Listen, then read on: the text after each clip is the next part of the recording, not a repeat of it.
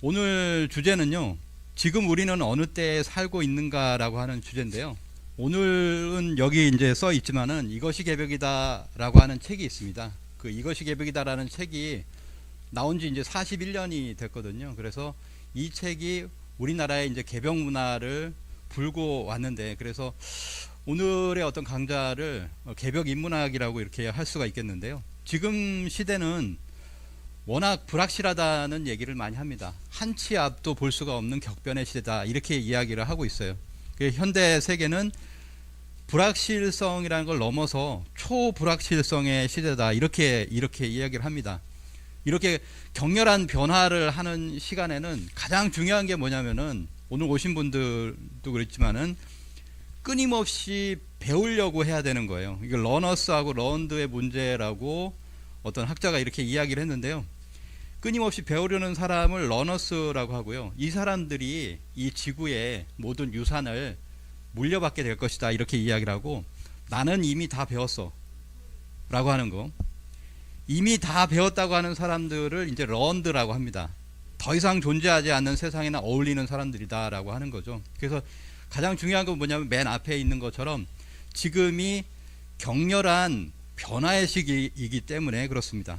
이때는 뭐냐면, 지금까지 배운 것이 고정관념이 될 수가 있어요. 그러니까 오히려 그거를 갖다 벗어나야 된다. 그 언넌이라고 합니다. 머릿속에 든 것, 그것도 이렇게 빼고 새로운 것을 주입해야 된다라고 하는 그런 어떤 변화의 시기죠. 새로운 정보 기술에만 해당되는 것이 아니라 지금이 어떤 격변의 시기에 꼭 해당되는 말이 아닌가라고 생각합니다.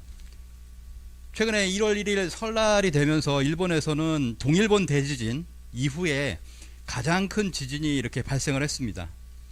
노토반도 지진, 이시카와 해안 지진, 이렇게 이야기를 하는데요. 7.6의 지진이 발생을 했는데, 그때 일본에서는 NHK 아나운서가 이렇게 이야기를 했어요. 쓰나미 도망쳐라고 얘기를 했습니다. 자막도 그렇게 크게 나왔어요. 예전에는 그렇지 않았습니다. 동일본 대지진 때는 수만 명이 이렇게 죽게 됐었는데, 그때도 침착하게, 차분하게, 이것이 아나운서의 미덕이라고 생각을 했었는데, 그 이후로 태도를 바꿨습니다. 그래서 아나운서가 직접적으로 얘기하는 게 뭐냐면, 쓰나미가 오니까 도망치세요라고 강조를 이렇게 합니다. 이렇게 바뀌었다라고 하는 거죠. 그래서 이걸 왜 말씀을 드리냐면, 오늘은 여기 여기 뭔지 아시겠어요? 말이죠, 말을 돌리지 않고, 이런 뜻입니다. 상징적으로 이렇게 그려놨는데, 말을 돌리지 않고 직접적으로 말씀을 드리겠다라고 하는 것을 말씀을 드리면서 오늘 시작을 해보도록 하겠습니다. 여기는 이제 경주에 있는 국립경주박물관이에요. 국립경주박물관인데 신라의 역사 연표가 있습니다. 신라의 역사 연표를 같이 한번 보면, 여기서 이제 해외 동포들도 같이 분노했던 장면인데요. 이 파란 부분 보이시나요? 여기가 이제 신라의 건국 부분이에요. 거기에서 건국에서부터 신라는 1000년의 역사를 가지고 있잖아요. 근데 앞부분의 400년이 공백이에요. 그리고 앞부분의 400년의 크기를 갖다가 대보면은 6번 정도가 나옵니다. 그 크기를 대보면 저 뒤에 있는 300년이, 그러니까 뒤에는 그렇게 구체적으로 하면서 신라의 건국 역사 400년을 왜 공백으로 남겨뒀냐 하는 거죠. 그건 뭐냐면, 신라의 건국 역사를 부정하고 있거든요. 4세기부터다, 이렇게 이야기를 하고 있습니다. 최근에 국립부여박물관을 갔다 왔습니다. 여기 부여에 있죠. 그래서 갔다 왔는데, 여기는 뭐가 있냐면 백제 역사 연표가 있어요. 근데 백제 역사 연표는, 백제 역사는 조금 구체적으로 써놨는데, 그 밑에 백제와 더불어서 동시대 고구려 또는 동시대 신라, 이런 역사들은 비워놨다는 거죠. 언제냐면은 건국을 하고 나서 역사가 없어요. 4세기까지 없거든요. 자, 이렇게 만들어놨다라고 하는 겁니다. 제가 말씀드리고 싶은 것은 뭐냐면, 고구려, 백제, 신라, 가야 전부 건국을 부정하고 있다. 이걸 사국이라고 하죠. 사국의 초기 역사를 불신한다. 이게 이제 일제 식민사학이 만들어 놓은 것인데, 지금 2024년의 현실도 마찬가지로 지금 그렇게 우리의 박물관이, 우리의 교과서가 그렇게 되어 있다라고 하는 겁니다. 역사가 왜곡되어 있다. 한국사의 체계조차도 단군을 신화로 얘기를 하고, 그리고 한나라가 고조선을 멸망시키고 식민지를 세웠다라고 얘기하면서 무엇을 얘기하냐면은 한나라의 식민지 한사군이 한반도 북부에 420년 동안 있었다. 거의 이제 낙랑군이라고 하죠. 낙랑군 420년. 그 다음에 그것이 이제 멸망하면서 곧바로 이어가지고 4세기에서 6세기 임나일본부가 있었다. 이런 이야기를 하고 있습니다. 그래서 우리가 지금 배우고 있는 교과서도 이렇게 왜곡이 되어 있다라고 하는 거죠. 원래 역사에는 9,000년의 우리 역사가 있는데 환국, 배달, 조선, 환인, 환웅, 단군의 어떤 역사, 그 역사가 지워지고 여기 보시면 북부여 그리고 고구려 백제 신라 가야인데요. 여기에서도 그 건국에서부터 200~300년 정도가 지워져 있다라고 하는 거죠. 이런 역사를 지금 배우고 있다라고 하는 겁니다. 그래서 이렇게 이제 역사 문화를 이렇게 탐방을 하다 보면 이런 부분을 정말 많이 발견을 하게 됩니다. 그래서 상고사, 고대사가 이렇게 왜곡되어 있는데 그와 더불어서 또 뭐냐면 근대사와 현대사도 왜곡이 되어 있다라고 하는 거예요. 그 중에서도 뭐냐면은 가장 큰 것이 동학의 왜곡입니다. 동학하면은 뭐 생각나냐면 인내천이 생각나시죠? 교과서에 보면은 그렇게 적혀 있습니다. 동학은 인내천이다. 그렇게 아마 외우신 분들도 많으실 텐데 동학은 인내천이 아닙니다. 이 동학의 원래 사상이라고 하는 것이 여기도 보면 이제 시천주 써 있지만은 시천주에서 인내천으로 이렇게 변질되어 왔다라고 하는 거거든요. 예. 그래서 오늘은 뭐냐면은 이 왜곡된 동학에서 말하는 이 개벽이 무엇이냐. 동학이 왜곡이 되니까 개벽이 왜곡이 돼요. 개벽이 왜곡이 됩니다. 그래서 가장 중요한 건 뭐냐면 앞으로 미래에 개벽이 있기 때문에 이 개벽을 올바르게 알아야 된다라고 하는 거죠. 최근에는 뭐라고 얘기하냐면 머지않아 뭐다라고 하는 얘기들을 많이 해요. 최근에 이제 1월 달만 되면 전 세계에서 핵과학자회에서 이렇게 시계를 갖다가 고칩니다. 지금 고쳤는데 이걸 지구 종말 시계라고 해요. 근데 이 지구 종말 시계가 지금은 90초 앞으로 이렇게 해놨습니다.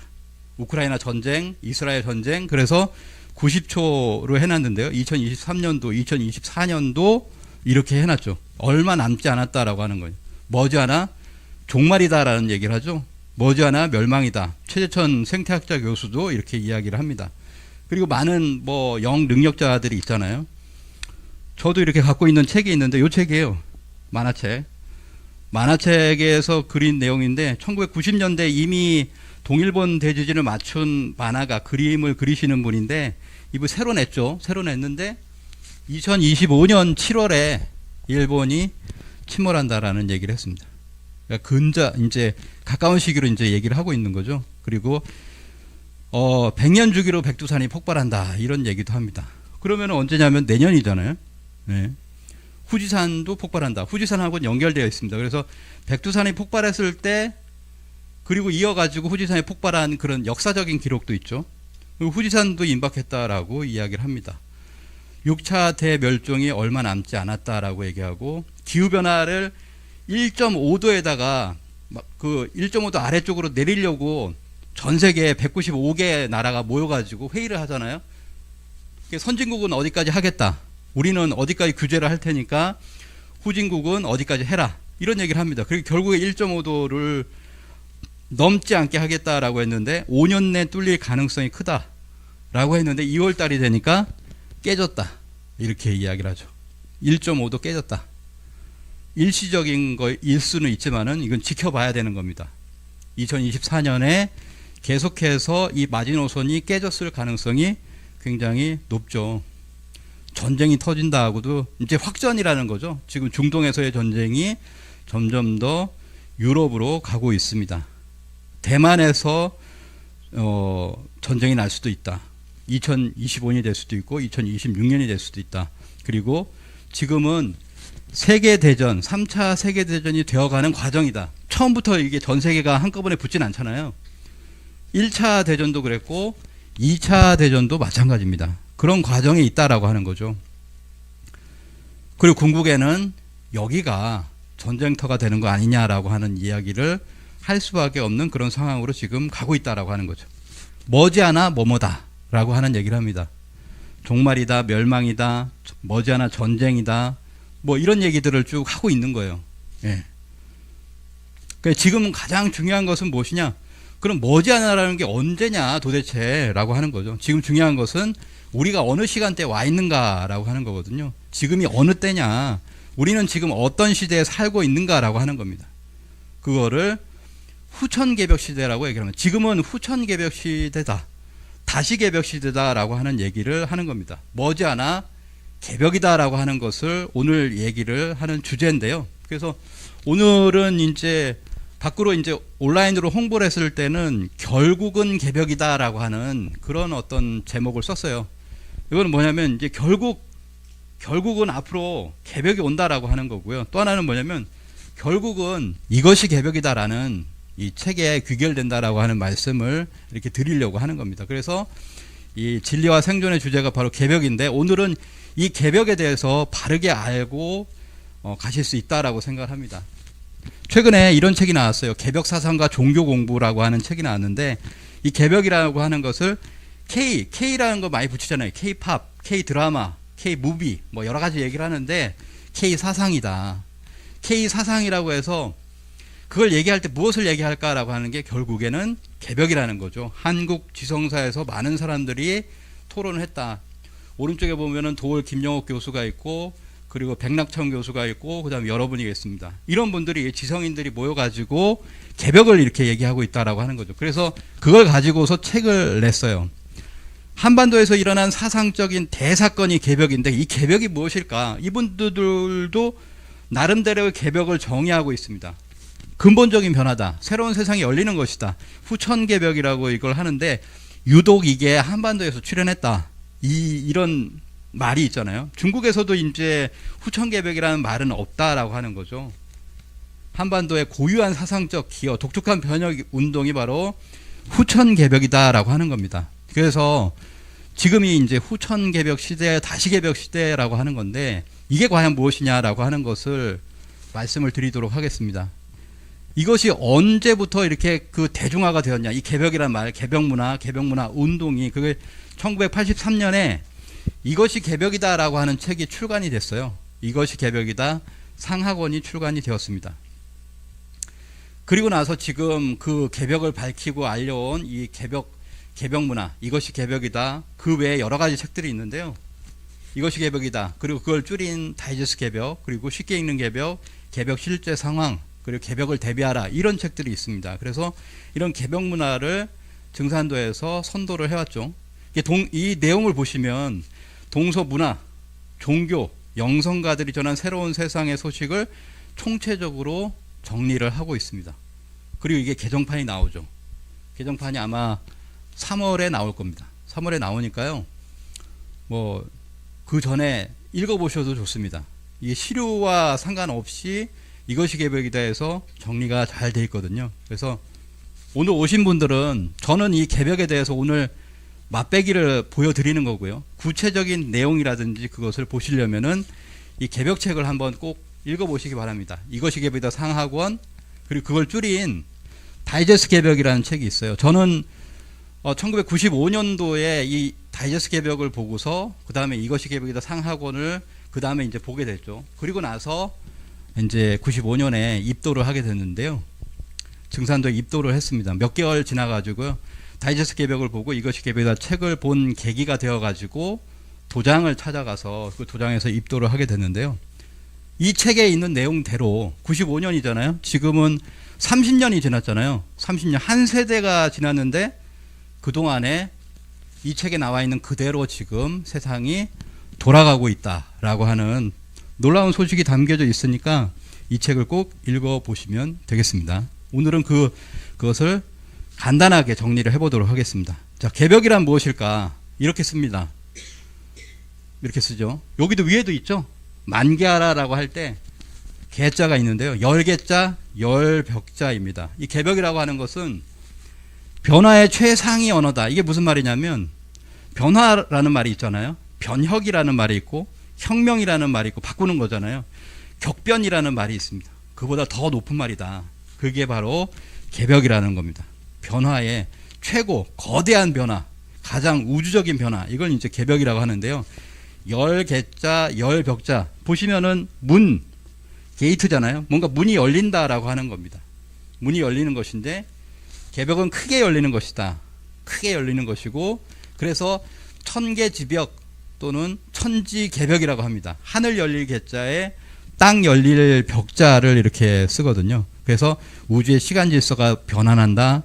우주의 시간과 공간의 질서가 열린다라고 하는 뜻입니다. 그래서 천지 질서가 대전환을 하고요. 거기에서 하늘과 땅이 변화를 하니까 인간이 거기에서 완전히 새롭게 태어나는 것입니다. 대자연의 법칙이 결정지어진 새 역사의 문이 열리는 사태를 얘기한다. 근데 이것을 누가 얘기하냐면 동학에서 얘기하는 거죠. 이 개벽이란 말 자체, 용어 자체는 뭐 그 이전에 수천 년 전에 있어 왔지만 지금 이제 개벽이 온다라고 하는 것을 선언한 것은 바로 동학이다. 동학에서 뭐라고 얘기하냐면 이분이 이제 수은 최재우 대신사입니다. 다시 개벽 아닐런가라고 얘기를 하거든요. 다시 개벽이 온다라고 하는 거예요. 1860년에 이 선언을 했습니다. 1860년 다시 개벽을 선언을 하게 됐다. 다시 개벽이 온다라는 거예요. 자, 다시 개벽이라고 하는 것은 뭐냐면 예전에 개벽이 있었고 그리고 지금 다시 개벽이 온다라고 하는 거거든요. 다시 개벽. 그 다시 개벽의 시대다라고 하는 것을 얘기하는데 이 동학에서는 다시 개벽 아닐런가 앞에 뭐가 있냐면은 12제국 괴질운수라고 돼 있어요. 12제국이라고 하는 것은 그때가 제국주의 시대였기 때문에 12제국주의 나라가 전 세계를 평정했을 때 전 세계를 얘기합니다. 전 세계가 괴질운수다라고 하는 거죠. 알 수 없는 병이 퍼지는데 이게 다시 개벽이다라고 하는 거예요. 전 세계가 알 수 없는 병이 퍼졌죠. 그런데 이것은 개벽의 그 괴질운수는 아닙니다. 그 이전에 그걸 보여주는 하나의 상으로서 이렇게 볼 수가 있는데요. 개벽에 비하면은 0.1% 정도가 되는 것이 바로 이 코로나 팬데믹이었어요. 근데 이걸 통해 가지고 많은 사람들이 다시 동학을 주목하기 시작했습니다. 동학에서 얘기하는 12제국 괴질운수 다시 개벽 아닐런가가 야, 사회적 병폐인 줄 알았는데 이게 진짜 질병인 것 같다 라고 이렇게 얘기를 하거든요. 3년 반을 거쳤죠. 코로나가 이제 많이 지나갔어요. 그래서 이걸 인식을 못할 수도 있는데 지난 100년이 넘는 기간 동안에 1918년 이때 스페인 독감이 있었잖아요. 5천만 명을 전후한 사망자를 냈습니다. 그리고 나서 우리가 알고 있고 지나갔던 여러 가지 병들이 있어요. 사스. 사망자는 1000명도 되지 않죠. 신종플루 2만 명 정도가 됩니다. 메르스. 들어보셨죠? 메르스도 866명이 사망을 했어요. 근데 코로나는 어떻습니까? 750만 명. 750만 명이 사망을 한 엄청난 그런 팬데믹이 있었다라고 하는 거죠. 그래서 여기서 앞으로 올 넥스트 팬데믹을 인식을 해야 된다라고 하는 겁니다. 그래서 이 팬데믹, 이 코로나라고 하는 것이 미국에서는 이렇게 얘기해요. 미국에서 사망자, 예전 100년 전의 사망자보다 스페인 독감 때 사망자보다 더 많은 사망자가 있어 왔다. 이렇게까지도 얘기를 합니다. 코로나가 있었죠. 그리고 코로나 중간에 2020년 5월 달에 뭐가 있었냐면 멍키팍스라고 해서 원숭이 두창이 아프리카의 풍토병이었어요. 아프리카 풍토병이라는 거는 아프리카를 벗어나지 않았던 얘기죠. 이 병은. 근데 갑자기 뛰쳐나왔습니다. 전 세계로 확산이 되었어요. 그래서 전 세계 110개국이 넘는 나라에 확진이 되어서 8만 명 이상의 환자가 발생을 했습니다. 우리나라는 지금 얼마냐면 150명 정도. 150명 정도가 지금 이 멍키팍스가 걸렸죠. 보시면 두창, 우리가 알고 있는 두창, 곰보병, 그거 같아요.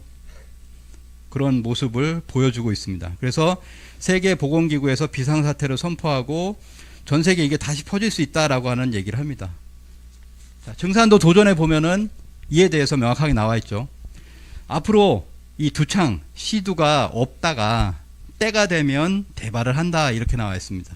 만일 시두가 대발하거든 병겁이 날 줄 알아라 라고 하는 말씀이 있는데요. 앞으로 시두가 없다라고 했는데 실제로 천연두가 사라졌잖아요. 1980년에 1977년 이후에 자연 발생 사례가 없어지면서 80년에 세계보건기구가 근절을 공식화했다. 그래서 역사 속에서 처음으로 인류가 퇴치한 전염병이다. 이렇게 이야기를 했습니다. 근데 때가 되면 대발을 한다라고 하는 거예요. 때가 되면 이것이 대발을 한다라고 하는 것이죠. 그걸 보여준 것이 뭐냐면 원숭이 두창. 원숭이 걸리는 게 아니고요. 사람에게 걸리는 건데 원숭이 두창이라고 한 거죠. 그래서 원숭이 두창이 그걸 보여주고 있습니다. 그리고 또 하나는 뭐냐면 작년 10월 11월에 있었어요. 우리나라에 럼피 스킨병이라고 해서 소두창, 소에 두창이 난 거예요. 전국적으로 확산이 되었습니다. 그래서 야, 이것은 뭐냐면 폭스 바이러스, 스몰팍스가 천연두잖아요. 이 럼피 스킨도 폭스 바이러스의 일종이에요. 그래서 폭스 바이러스들의 경고 메시지다라고 얘기를 합니다. 지금은 뭐가 경고를 주고 있냐면 홍역이죠. 홍역. 전 세계 홍역 발생 건수가 2022년보다 2023년이 거의 45배가 많이 발생을 했어요. 엄청나게 폭발을 한 거죠. 홍역이 폭발했는데 역시나 이렇게 발진이 피부에 일어나는 겁니다. 최근에 알래스카에서 발생한 두창이 있죠. 알래스카 폭스, 아까 폭스 바이러스라고 했죠. 알래스카 폭스라고 해가지고 폭하고 이렇게 피부에 뭐가 나는 거예요. 그래서 이런 것들이 무엇을 보여주고 있느냐. 알래스카 두창도 뭐냐면은 천연두 원숭이 두창과 같은 바이러스의 일종이다라고 이렇게 이야기를 하고 있죠. 이렇게 많은 것들이 뭐냐면 보여주고 있습니다. 뭔가 두창 계열에 뭐가 오겠구나라고 하는 거죠. 그래서 빌 게이츠 같은 경우는 2021년에 또 다른 전염병이 오는데 천연두 테러를 조심해야 된다. 각국 정부는 미래에 다가올 팬데믹과 천연두 테러를 준비해야 된다라고 하는 얘기를 하고 있습니다. 가장 무시무시한 무기가 바로 천연두다. 내성이 있는 천연두를 개발해서 10억 명이 넘는 사람을 죽이는 것도 가능하다라고 해서 이 빌 게이츠 같은 경우 2권의 책을 썼어요. 넥스트 기후변화 대비하는 법, 넥스트 팬데믹을 대비하는 법 해가지고 2권의 책이 번역이 되었습니다. 앞으로 새로운 팬데믹이 있다는 얘기죠. 그리고 그런 어떤 지금 모두 경고를 하고 있고 발생하고 있는 이 천연두, 이 균을 가지고 있는 게 미국과 러시아 같은 경우에는 1980년에 실험으로만 갖고 있어라. 이게 완전히 없어졌는데 그래서 공산국가에서 하나 그리고 이쪽에서 하나 해가지고 미국하고 러시아가 갖고 있는데 북한이 엉뚱하게 이걸 갖고 있는 거예요. 천연두를 생산을 할 수 있다라고 얘기를 하고 있습니다. 그래서 북한이 보유하고 있는 생화학 무기가 바로 그 가장 대표적인 것이 바로 탄저균하고 천연두다라고 하는 거죠. 북한이나 테러 집단이 천연두 바이러스 10g만으로도 10일 이내에 서울 인구 절반을 감염시킬 수 있다라고 하는 거죠.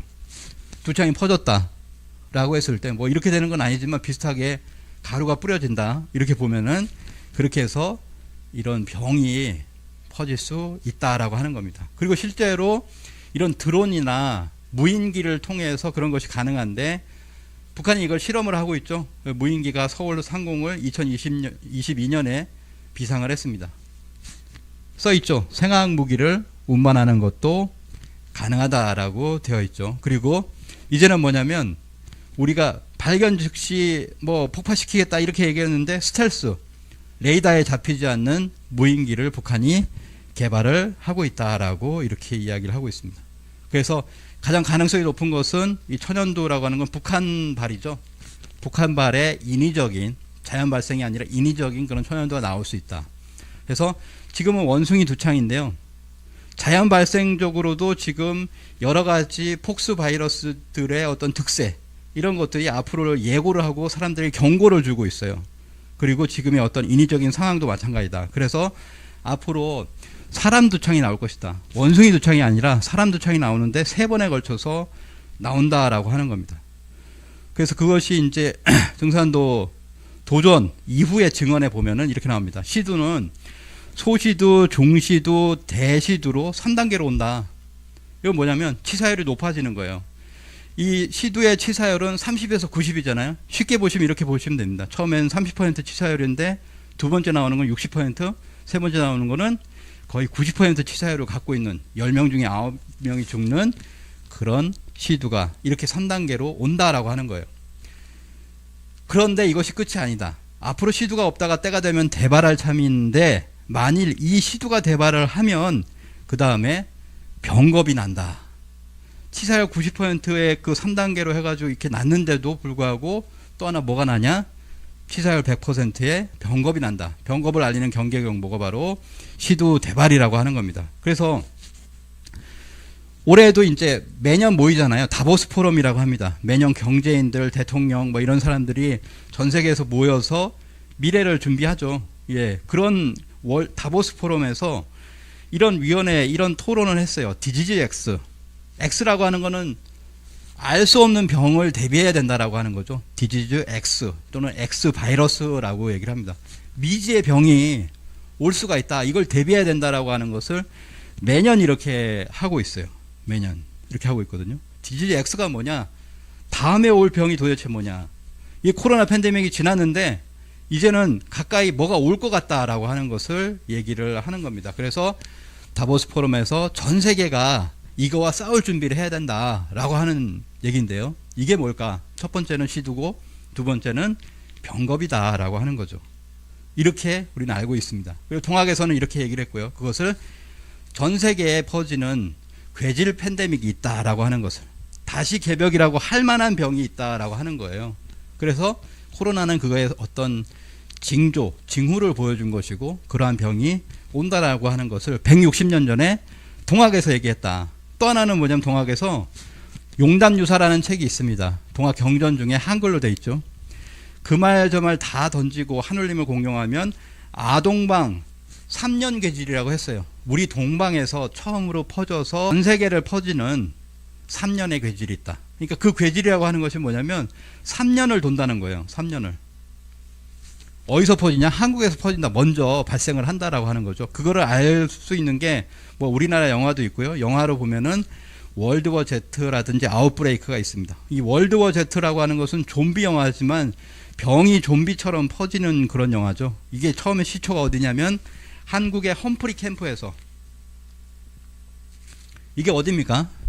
험프리 캠프가 어디 있죠? 평택입니다. 평택. 예, 평택이죠. 그래서 지금은 연락 두절 상태지만 그걸 통해서 한국이 근원지라는 곳을 하는 것, 근원지에서 메시지가 올라온 거죠. 그래서 처음에 좀비가 발생한 게 한국이다라고 하는 것을 얘기합니다. 1995년에 아웃브레이크라고 하는 영화는 굉장히 유명했어요. 더스틴 호프만이 나왔는데 치사율 100%의 바이러스가 태극이라고 하는, 여기 써있죠. 태극이라고 하는 태극호, 이 배를 타고서 미국으로 넘어가는 거거든요. 그래서 미국에 번지는 겁니다. 원숭이가 이제 원숭이를 싣고 가잖아요. 4개가 되는. 근데 한국말로 막 얘기를 하죠. 예. 그래서 왜 한국어냐? 왜 한국을 택했냐? 한국이 그렇게 그때 가난한 나라도 아니었는데 왜 그렇게 택했을까라고 하니까 그 감독이 영감을 받았다라고 얘기를 했습니다. 그래서 나라를 바꿨다라는 얘기도 하죠. 그래서 이런 것이 뭐냐면은 앞으로 그런 병이 한국에서 먼저 발발할 수 있다. 동학에서 얘기한 거죠. 예. 그리고 치사율 100%의 발생 가능성도 중국에서 보여주죠. 인위적으로 발생할 수 있다는 거예요. 사람이 만들 수도 있고 그러한 병이 있다라고 하는 겁니다. 전봉준이 잡혔어요. 1895년에 동학혁명 이후에 잡혔는데 문초를 들어갑니다. 그래서 그 신문을 하죠. 그 경찰이 신문을 합니다. 동학이 뭐냐? 왜 동학을 네가 하냐? 동학에 들어가면 괴질을 면한다라고 하는데 정말 그런가라고 하니까 전봉준 장군이 얘기합니다. 동학서적 중에 3년간 괴질이 있다라고 하는 얘기를 합니다. 동학에서는 3년간 괴질이 있는데 이걸 피할 수 있다는 거다. 이 동학을 배우면 병 피하는 거 외에 다른 이익이 없느냐? 없다라고 얘기를 합니다. 그러면 동학의 핵심 메시지를 잘 간파하고 있는 거거든요. 예, 동학은 3년 괴질이 있다라고 하는 것을 얘기하고 있다라고 하는 거죠. 그래서 그것을 참동학 증산도에서 구체적으로 알려주잖아요. 뭐라고 하냐면은 괴질병겁은 전부 군산에서 처음 발생하여 한반도를 49일 동안 돌고 외국으로 건너가서 그 병이 건너가서 전 세계를 3년간 휩쓸게 되는 그 상황을 구체적으로, 그리고 어떻게 그 사람들이 죽고 어떻게 그 사람들을 살리느냐라고 하는 과정들이 전부 다 나와 있는 것이죠. 개벽의 가을바람이 군산으로부터 들어온다. 그리고 나서 군산에서 퍼지다가 인천으로 병이 나면 전 세계가 인개벽을 당하리니, 여기서는 뭐 개벽이라는 말이 크게 희생을 당하는 거죠. 인개벽을 당하니 세상을 병으로 쓸어버린다라고 하는 말씀이죠. 그래서 실제적으로 야, 인천에서 전 세계로 간다라고 하는 게 무슨 말이냐? 인천이 항구잖아요. 그래서 예전에는 배를 타고서 전 세계 병이 퍼지나라고 생각을 했는데 갑자기 2000년도에 인천국제공항이 생겼죠. 병은 그 전 세계 또 1위 그 공항이 되었어요. 세계 공항 서비스 1위인데 지금은 이제 3, 4위를 하고 있습니다.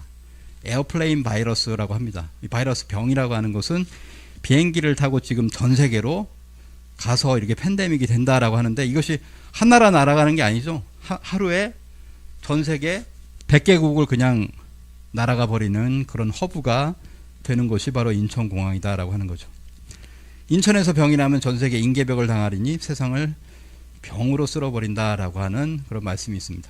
그래서 아마 많은 분들이 아실 거예요. 이제 재작년에 돌아가셨는데 김지아 선생이 있습니다. 시인이고 또 사상가이기도 하죠. 영향을 많이 주는 분인데 앞으로 이게 한 10여 년 전에 얘기를 한 거예요. 한류를 통해서 세계 문명을 이끌 것이다. 근데 문명의 변동기, 자연의 변동기에는 어떻게 인류가 살아남고 병을 극복해야 하는지에 대한 해답을 줘야 한다. 이런 얘기를 합니다. 실제적으로 코로나가 나기도 전이잖아요. 근데 이런 증산도의 사상을 접하고서 이런 얘기를 하는 거죠. 어떻게 인류가 살아남고 병을 극복할 수 있는지에 대한 해답을 누군가는 줘야 되는데 이렇게 새 문명의 역사를 누가 이끌 것인가 그 비밀의 열쇠는 우리나라가 쥐고 있다. 그 우리나라가 어디냐라고 하는 것을 알아야 될 것 같습니다. 그래서 결국엔 뭐냐면 동학에서는 병이 온다라는 얘기를 했고 그것이 증산도에서 시두와 병겁인데 이걸 극복할 방법을 찾아야 된다라고 하는 거죠. 그래서 동학을 우리가 바르게 알아봐야 된다라고 하는 겁니다. 동학에 어느 정도의 답이 있다라고 하는 거죠. 올해가 동학의 창시자인 수은 최재호 대신사 200주년이에요. 이분이 탄생하신 것이 1824년입니다. 올해가 2024년이죠. 그래서 딱 200년이 되었습니다. 그리고 돌아가신 지도 160년이 이렇게 되었는데요. 그래서 수은 최재호 대신사는 어떻게 해서 동학을 창도하게 되었는가? 이게 굉장히 중요하거든요. 그래서 1824년 경주에서 나셔서 경주에서 출생을 해서 민초들의 삶을 채택하고 그 다음에 1855년에 중요한 사건이 일어나요. 32살 때 을묘 천서 사건이라고 합니다. 금강산에서 스님이 한 분이 왔어요. 그리고 하나의 책을 딱 줍니다. 이 책이 도무지 무슨 내용인지 모르겠습니다. 이 책의 내용을 해석해 주십시오라고 하니까 3일 만에 이걸 체득을 했다. 그러고 보니까 여기서 이게 기도를 하고 구도 수행을 하는 책이다. 그래서 이걸 보고서 마음에 그 발심이 일어나기 시작합니다. 그래서 1856년에 49일 기도를 들어가고요. 57년에는 굴에 들어가서 49일 동안 기도를 합니다. 58년, 59년에는 이름도 바꿔요. 최재우, 이름이 원래 다른 이름이었죠. 최재우라고 해서 우매한 중생들을 구제하겠다라고 하는 이름으로 바꾸고 용맹정진을 한다는 거예요. 드디어 1860년이 되었습니다. 이러한 계기를 통해 가지고 수은 최재우 선생이 음력 4월 5일이 되자 이때 온몸이 진동을 하면서 하늘에서 음성이 들리는 거예요. 그 음성이 뭐냐면은 상제님의 음성이었죠. 그래서 여기서 이제 이것을 갖다가 천상문답 사건이다. 문답을 했다라고 하는 거예요. 문답 사건이다. 이렇게 이야기를 하는데 이게 천도교에서는 이 날을 천일이라고 해서 천도교 최고의 명절로 기념일로 이렇게 이야기를 하고 있습니다. 양력으로 지내죠. 4월 5일에 지내는데 원래는 음력 4월 5일이다. 그래서 이 날의 사건이 동학을 창도한 배경이 되는 중요한 사건이거든요. 그래서 도원기서, 동경대전, 용담유사 동학의 3대 경전에 이 내용을 어떻게 적고 있느냐. 자, 동경대전에는 한자 경전이죠. 한문 경전이죠. 세인이 위하 상제언을 여부지 상제야. 이때 나타난 분이 음성이 들리더라 라고 하는 거예요. 세상 사람들이 나를 상제라 이르나니 너는 어찌 상제를 모르느냐 라고 하는 그런 음성이 들렸습니다. 자, 용담유사는 한글 경전이잖아요. 그 한글 경전에서 뭐냐면 두려워 말고 겁내지 마라. 호천금골의 상제님을 네가 어찌 알까 보냐 라고 해서 역시나 상제님으로 표현을 하고 있어요. 자, 한자 경전이었으면 그때 목소리를 갖다가 한자로 상제라고 할 수 있는데 한글도 역시나 상제라고 하고 있다라고 하는 거죠. 도원기서에도 역시 내가 상제다. 너는 상제를 모르느냐라고 했거든요. 자, 그래서 정리를 해보겠습니다. 동학의 3대 경전에서 동학을 창도한 사건이 되는 이때에 수은최재호 선생에게 나타난 분의 음성, 그 대화 내용을 뭐라고 하냐면은 첫 일성이 두려워 말고 겁내지 마라. 세상 사람들이 나를 상제라고 했다. 너는 상제를 알지 못하느냐. 호천근고 상제님을 네가 어찌 알까 보냐. 내가 바로 상제다. 그러니까 수은최재호 대신사에게 나타난 분은 누구냐. 상제님이다 라고 하는 거죠. 도올 김명욱 교수가 하느님과의 대화라고 썼어요. 그리고 많은 지식인들이 수은최재호가 만난 하늘님은 어떤 존재인가. 어떤 존재냐. 원문 그대로 상제님이잖아요. 이거를 다른 말로 바꿀 필요가 없습니다. 하늘님으로 바꿀 필요도 없고 하늘님으로 바꿀 필요도 없고 하느님으로 바꿀 필요도 없죠. 상제님이라고 분명하게 이야기를 했다. 내가 바로 상제다. 너는 상제를 모르느냐라고 하는 말씀을 하셨다. 이거를 바르게 알아야지만이 동학이 풀려요. 동학에서 이 사건을 바르게 해석을 해야지만이 앞으로 이야기하는 개벽이 전부 다 풀리기 시작합니다. 그러니까 수은최재호 선생은 상제님을 만나서 상제님과 대화를 하고 상제님이 명을 내리시는 거거든요. 이 상제가 뭐냐. 상제 문화의 핵심이 바로 하늘의 제를 지내는 천제, 제천문화인데요. 우리나라는 단군 조선 때도 천제가 있었고 강화도 마리산 참성단에 그리고 그게 쭉 이어져서 삼한, 부여, 고구려 동맹 많이 배우셨잖아요. 고구려 동맹, 동해 무천, 고려 팔관에서 조선 대한제국에 이르기까지 대한제국에서는 명나라 사대주의였기 때문에 조선시대에는 하늘의 제를 지내지 못했잖아요. 그래서 마지막에 황제국을 선포하면서 그때 상제님께 제를 지내게 됩니다. 그분이 바로 한민족의 제천문화의 그 대상이 누구냐. 바로 상제님이죠. 하느님이죠. 그분을 만난 거예요. 수은최재호 선생 그분을 만난 겁니다. 그래서 도원기서에는 이렇게 나와 있습니다. 수은최재호 선생 얘기하죠.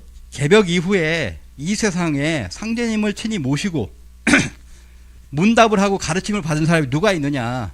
내가 유일하다 이거죠.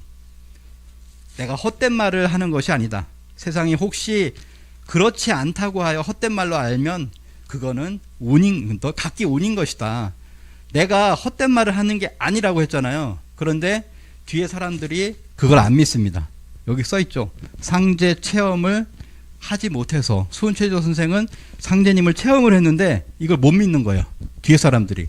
해월 최시영, 의암 손병이로 가면서 천주님을 모셔라라고 하는 것을 바꿔버립니다. 사람이 하늘이다라고 하면서 천주라고 하는 초월적인 하느님의 명칭이 주가 빠져버리죠. 그래서 하늘이 돼요. 그리고 인내천이 됩니다. 이러한 과정으로 해서 이 상제님을 체험했던 수은최재호 선생의 그 체험을 인식하지 못한 그 후대의 제자라고 할까요? 계승자들이 이걸 왜곡하기 시작을 했다라고 하는 겁니다. 그래서 이때의 장면을 보면 내가 상제다. 너는 상제를 알지 못하느냐. 나의 주문을 받아라 라고 했어요. 나의 주문을 받아 나를 위해라. 나를 위해 사람들에게 가르쳐라 라고 이렇게 했습니다. 주문을 받아 사람들을 가르쳐라 라고 하는 거예요. 그 주문이 뭐냐면은 바로 시천주 주입니다. 시천주 조화정, 영세불망 만사지, 지기금지 원희대강. 이 도장에서 뭐 항상 끊임없이 나오는 게 이 시천주 주문이잖아요. 이 시천주 주문을 상제님이 내려주셨다라고 하는 겁니다. 상제님이 시천주 주문을 최수은에게 내려주셨다라고 하는 거예요. 이게 동학의 핵심이거든요. 동학은 수은최재호 선생이 상제님을 만나서 주문을 내려받았다라고 하는 겁니다. 이 시천주 주문을. 그래서 그건 뭐냐면은 이런 거예요. 시천주 주문이 이렇게 돼 있잖아요. 모실 시자의 천주님, 천주님을 모셔라라고 하는 거예요. 근데 상제님이 나를 위해서 이 주문을 내려줬다라고 하는 거잖아요. 그러면 어떻게 되냐? 상제님이 바로 천주다. 천주가 바로 상제다라고 하는 겁니다. 그거는 우리나라에 카톨릭이 들어오면서도 천주 시리를 통해서 마테오리치 신부님이 저 중국과 동양 문화권에 전도를 하려다 보니까 자신이 카톨릭을 어떻게 전도를 할 것인가라고 사서오경을 읽고 나서 보니까 야, 이 동양 문화권에서 상제라고 하는 분이 우리가 얘기했던 그 바로 천주님이다라고 하는 것을 밝혀냈잖아요. 우리 천주님은 바로 상제님이다라고 하는 거죠. 그게 바로 이 시천주 주문에도 그대로 나와 있습니다. 또 하나는 뭐냐면 천주는 미륵이다. 불가에서는요 도솔천 천주님을 갖다가 미륵이라고 합니다. 그 미륵이 천주님이에요. 그러니까 결론적으로 뭐냐면 상제님께서 내려주신 바로 이 시천주 주문은 뭐냐면 천주는 바로 상제다라고 하는 거죠. 상제님이 천주님을 모셔라 해서 다른 분을 모셔라라고 한 게 아니잖아요. 자신을 모셔라라고 하는 거잖아요. 그래서 천주는 바로 상제다. 그리고 천주는 바로 미륵이다. 그리고 결국에는 뭐냐면 미륵부처님이 바로 상제님이다. 미륵부처님이 천주님이고 천주님이 상제님이다라고 해서 이 동학을 통해서 서학과 동학이 통일이 되고 그리고 불교의 불교의 사상과 통일이 되는 거예요. 미륵부처님과 메시아가 동일한 한 분이라는 것도 밝혀지고 있습니다. 근데 그 하느님이 전하는 것이 뭐냐면은 오직 21자뿐이다. 동학이라고 하는 것을 고종황제에게 조사관이 조사를 해서 보고를 올려요. 동학이라고 하는 것은 전하는 것이 21자뿐입니다. 라고 하는 얘기를 하거든요. 똑같이 얘기를 합니다. 동학은 시천주 주문을 전하는 것이라고 하는 거죠. 처음 오시는 분을 위해서 이 시천주 주를 빠르게 읽은 것을 잠깐만 틀어드리도록 하겠습니다. 이게 이제 시천주 주문이죠. 지기금지 원의대강 시천주 조화정 세불망만사지 지기금지 원의대강 시천주 조화정 세불망만사지 지기금지 원의대강 시천주 조화정 세불망만. 네. 동학의 시천주 주문이라고 했는데 이게 천도교로 가면서요. 천도교에서 읽는 시천주 주문을 유튜브에서 검색해 보시면 아시겠지만 노래로 주문이 아니에요. 노래로 읽습니다. 합창 같은 그런 유장하게 3번을 읽거든요. 그 주문처럼 수행처럼 읽는 게 아니에요. 시천주 주문은 좀 전에 들으신 것처럼 그렇게 읽어야 됩니다. 그래서 아까 처음에 우리 고대사가 왜곡됐다, 상고사가 왜곡됐다라는 말씀을 드렸는데 그렇기 때문에 이것이 그냥 나온 것이 아니다라고 하는 거죠. 원래 우리의 원형 문화, 고대의 어떤 문화를 보면은 5,500년 전에, 5,300년 전에 여신상, 남신상이 나오는데 전부 다 수행을 하고 있습니다. 가부좌를 틀고 호흡 수행을 하고 옆에 남신상을 보면 입을 오므리고 있죠. 이걸 중국 학자들은 휘파람을 불고 있다 이렇게 얘기하지만 휘파람이 아니라 주문을 읽고 있는 모습이거든요. 문헌적으로도 삼국유사나 환단곡에 보면 옛날 환웅천왕께서 주문을 읽었다. 신령스러운 주문을 읽었다라는 내용이 나오고 그리고 거기에 들어오는 그 선주민들에게 전부 다 이게 수행을 가르쳤다라고 하는 그런 내용들이 나옵니다. 그러니까 주문 문화가 있었는데 이것이 약화되었다가 이것이 동학을 통해서 다시 한번 그 주문과 그런 문화가 폭발을 하고 회복을 하는 거거든요. 그런 과정들을 우리 역사가 왜곡되면은 이거를 알지를 못해요. 갑자기 무슨 주문이냐, 무슨 만트라냐 이런 얘기를 하는데 그게 아니라 우리 문화의 원형, 전 세계 인류 문화의 원형이 바로 이 만트라 수행이었는데 이것이 그 신성한 언어가 하느님이 내려주신 주문으로서 동학에서 시천주 주문이 나오게 되었다라고 하는 거죠. 너무나 중요한데 이게 인내천으로 왜곡되어 버렸어요. 천도교로 왜곡되어 버렸어요. 1905년에 천도교로 개명을 하면서 의암 선병희 선생이 개명을 하면서 이때 내세운 것이 인내천입니다. 그러니까 동학은 수은 최재호 선생이 창도한 동학에서는 인내천을 얘기한 적이 없다라고 하는 거죠. 인내천이 원래 메시지가 아니다라고 하는 겁니다. 원래 메시지는 21자 주문에 들어있다라고 하는 거죠. 그래서 동학의 원래 메시지는 무엇이냐? 시천주 조화정에 있다. 그리고 그런 상제님의 무국대도가 출현한다라고 하는 거예요. 그리고 다시 개벽이 온다는 거죠. 다시 개벽이 괴질온수로서 오니까 이 시천주 주문을 바탕으로 해서 그런 세상을 극복하고 새로운 영성문화를 열어라라고 하는 거거든요. 그래서 수은최조 선생은 1860년에 그렇게 체험을 하고 나서 1년간 수행을 합니다. 그리고 나서 1년 후에 세상 사람들을 가르치기 시작하는데요. 그래서 3년의 그런 어떤 과정을 통해 가지고 이제 마지막에 혹세무민한다라고 해서 대구에서 참수를 당하게 돼요. 그게 1864년인데요. 이때 이렇게 이야기를 했다고 구전으로 전해져 오는 말이 있습니다. 전 40년은 내려니와, 그러니까 40살을 사셨잖아요. 1824년에서 64년까지.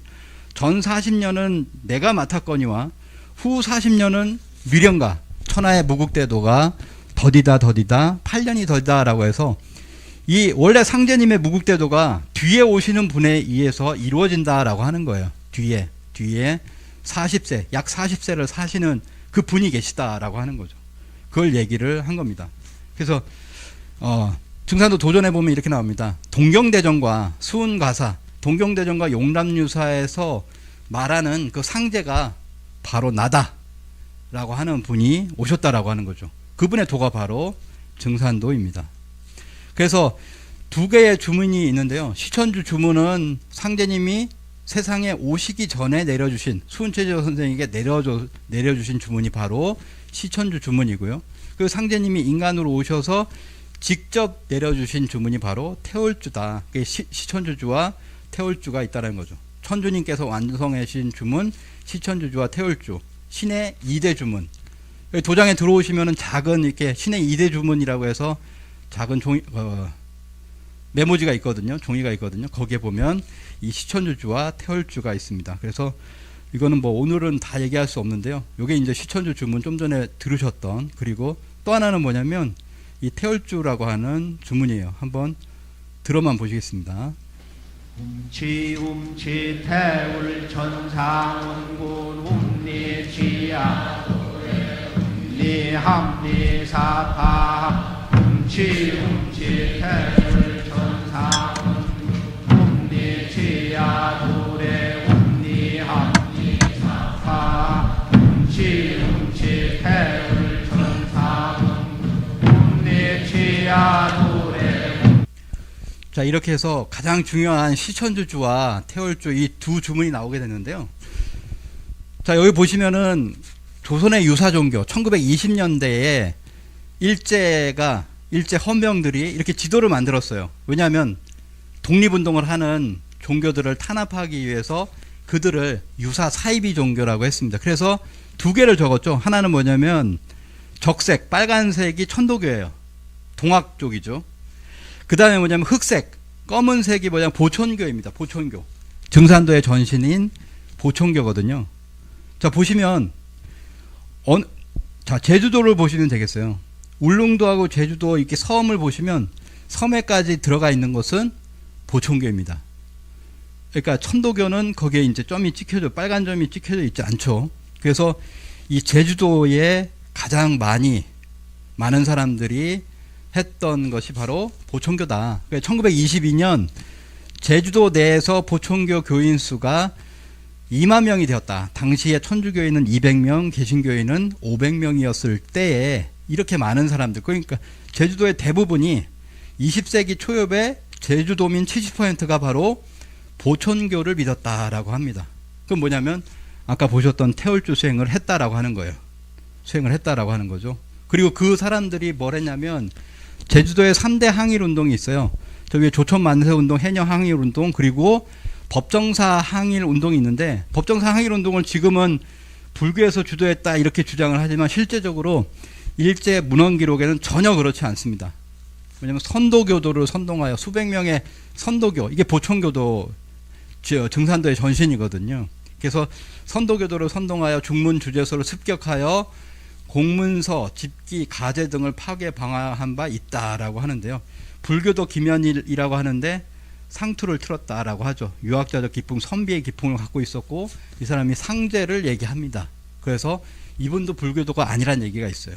그래서 결국에는 뭐냐면 법정사 항일운동은 보촌교에서 일으킨 독립운동이다. 뭐 이렇게 이야기를 할 수가 있는데요. 그처럼 뭐냐면은 1910년대부터 선도교 또는 선도 또는 보촌교라고 하는, 보촌교는 이제 이름이 1922년에 그렇게 등록을 해서 보촌교라고 한 거고 그 전에 선도가 들어왔었다 라고 하는 거죠. 그래서 뭐냐면 동학에서는 시천주 주문을 이때 읽었어요. 그러니까 300만이라고 하니까 이렇게 많은 사람들이 읽었잖아요. 보촌교에서는 700만이 태월주를 읽었습니다. 1000만 명이 시천주 주문과 태울주를 읽었다라고 하는 거죠. 지금 우리가 그 참동학 증산도에서 시천주 주문과 태울주를 읽는 것이 다 조상들이 전부 다 예전에 다 읽었던 그런 주문이라는 겁니다. 시천주주, 태울주가 이렇게 있었다. 그래서 동학 300만, 그리고 보촌교, 원래 이름은 보화라고 하는데요. 700만이 있었고, 그것이 해방 이후에 500만 참동학 증산도로 이렇게 이어졌다라고 하는 겁니다. 그래서 실제로 1500만 명이 시천주주와 태울주를 노래했다라고 하는 거죠. 그리고 뭘 얘기하냐면 앞으로 다시 개벽이 온다는 것을 얘기했다. 그래서 두 번째 결론은 뭐냐면 시천주주, 태울주 수행이 있는데요. 이것이 앞으로 괴질병겁에서 사는 방법의 그런 기반이 된다라고 하는 것을 말씀을 드리고, 그래서 뭐냐면은 모든 앞으로 배우는 이제 수행법이 있어요. 신선 수행법이 있는데 그 신선 수행법의 기반이 바로 이 태울주와 시천주주를 기반으로 해서 내 몸을 빛으로 채우는 그런 수행을 여기서 이렇게 하게 됩니다. 개벽 실제 사항에 대해서 말씀을 드리도록 하겠습니다. 앞으로 오는 개벽 실제 사항은 세 가지 큰 변동이 온다라고 얘기를 합니다. 이걸 세벌 개벽이라고 얘기를 하는데, 자연 개벽, 문명 개벽, 인간 개벽이라고 합니다. 그래서 자연 개벽 이렇게 뭐 간단하게 먼저 말씀을 드리면 자연 질서가 변화한다는 거죠. 지축이 바뀌고 공정 궤도가 전환하는 큰 변화가 일어나게 되는데, 그 존재로서 이 기후 위기가 지금 발생을 하는 거예요. 그리고 문명 개벽은 뭐냐면 러시아 우크라이나 전쟁, 이스라엘 팔레스타인의 전쟁, 중동 전쟁, 이 전쟁이 확산되면서 결국에는 전쟁 기운이 어디로 오냐면 남북 한반도의 전쟁으로 오게 된다라고 하는 거죠. 그러면서 문명 질서가 바뀐다. 문명 개벽. 그리고 인간 개벽은 인간이 완전히 신선의 어떤 문명, 그러니까 우리가 이제 불교에서는 성불하세요라고 하는 성불의 성불, 부처가 되는 것이고 신선이 되는 것인데, 그렇게 되기 전에 뭐냐면은 괴질병겁, 시두대발 이런 것들이 있다라고 하는 거죠. 이게 이제 세계가 동시에 그냥 오기 시작한다라고 하는 겁니다.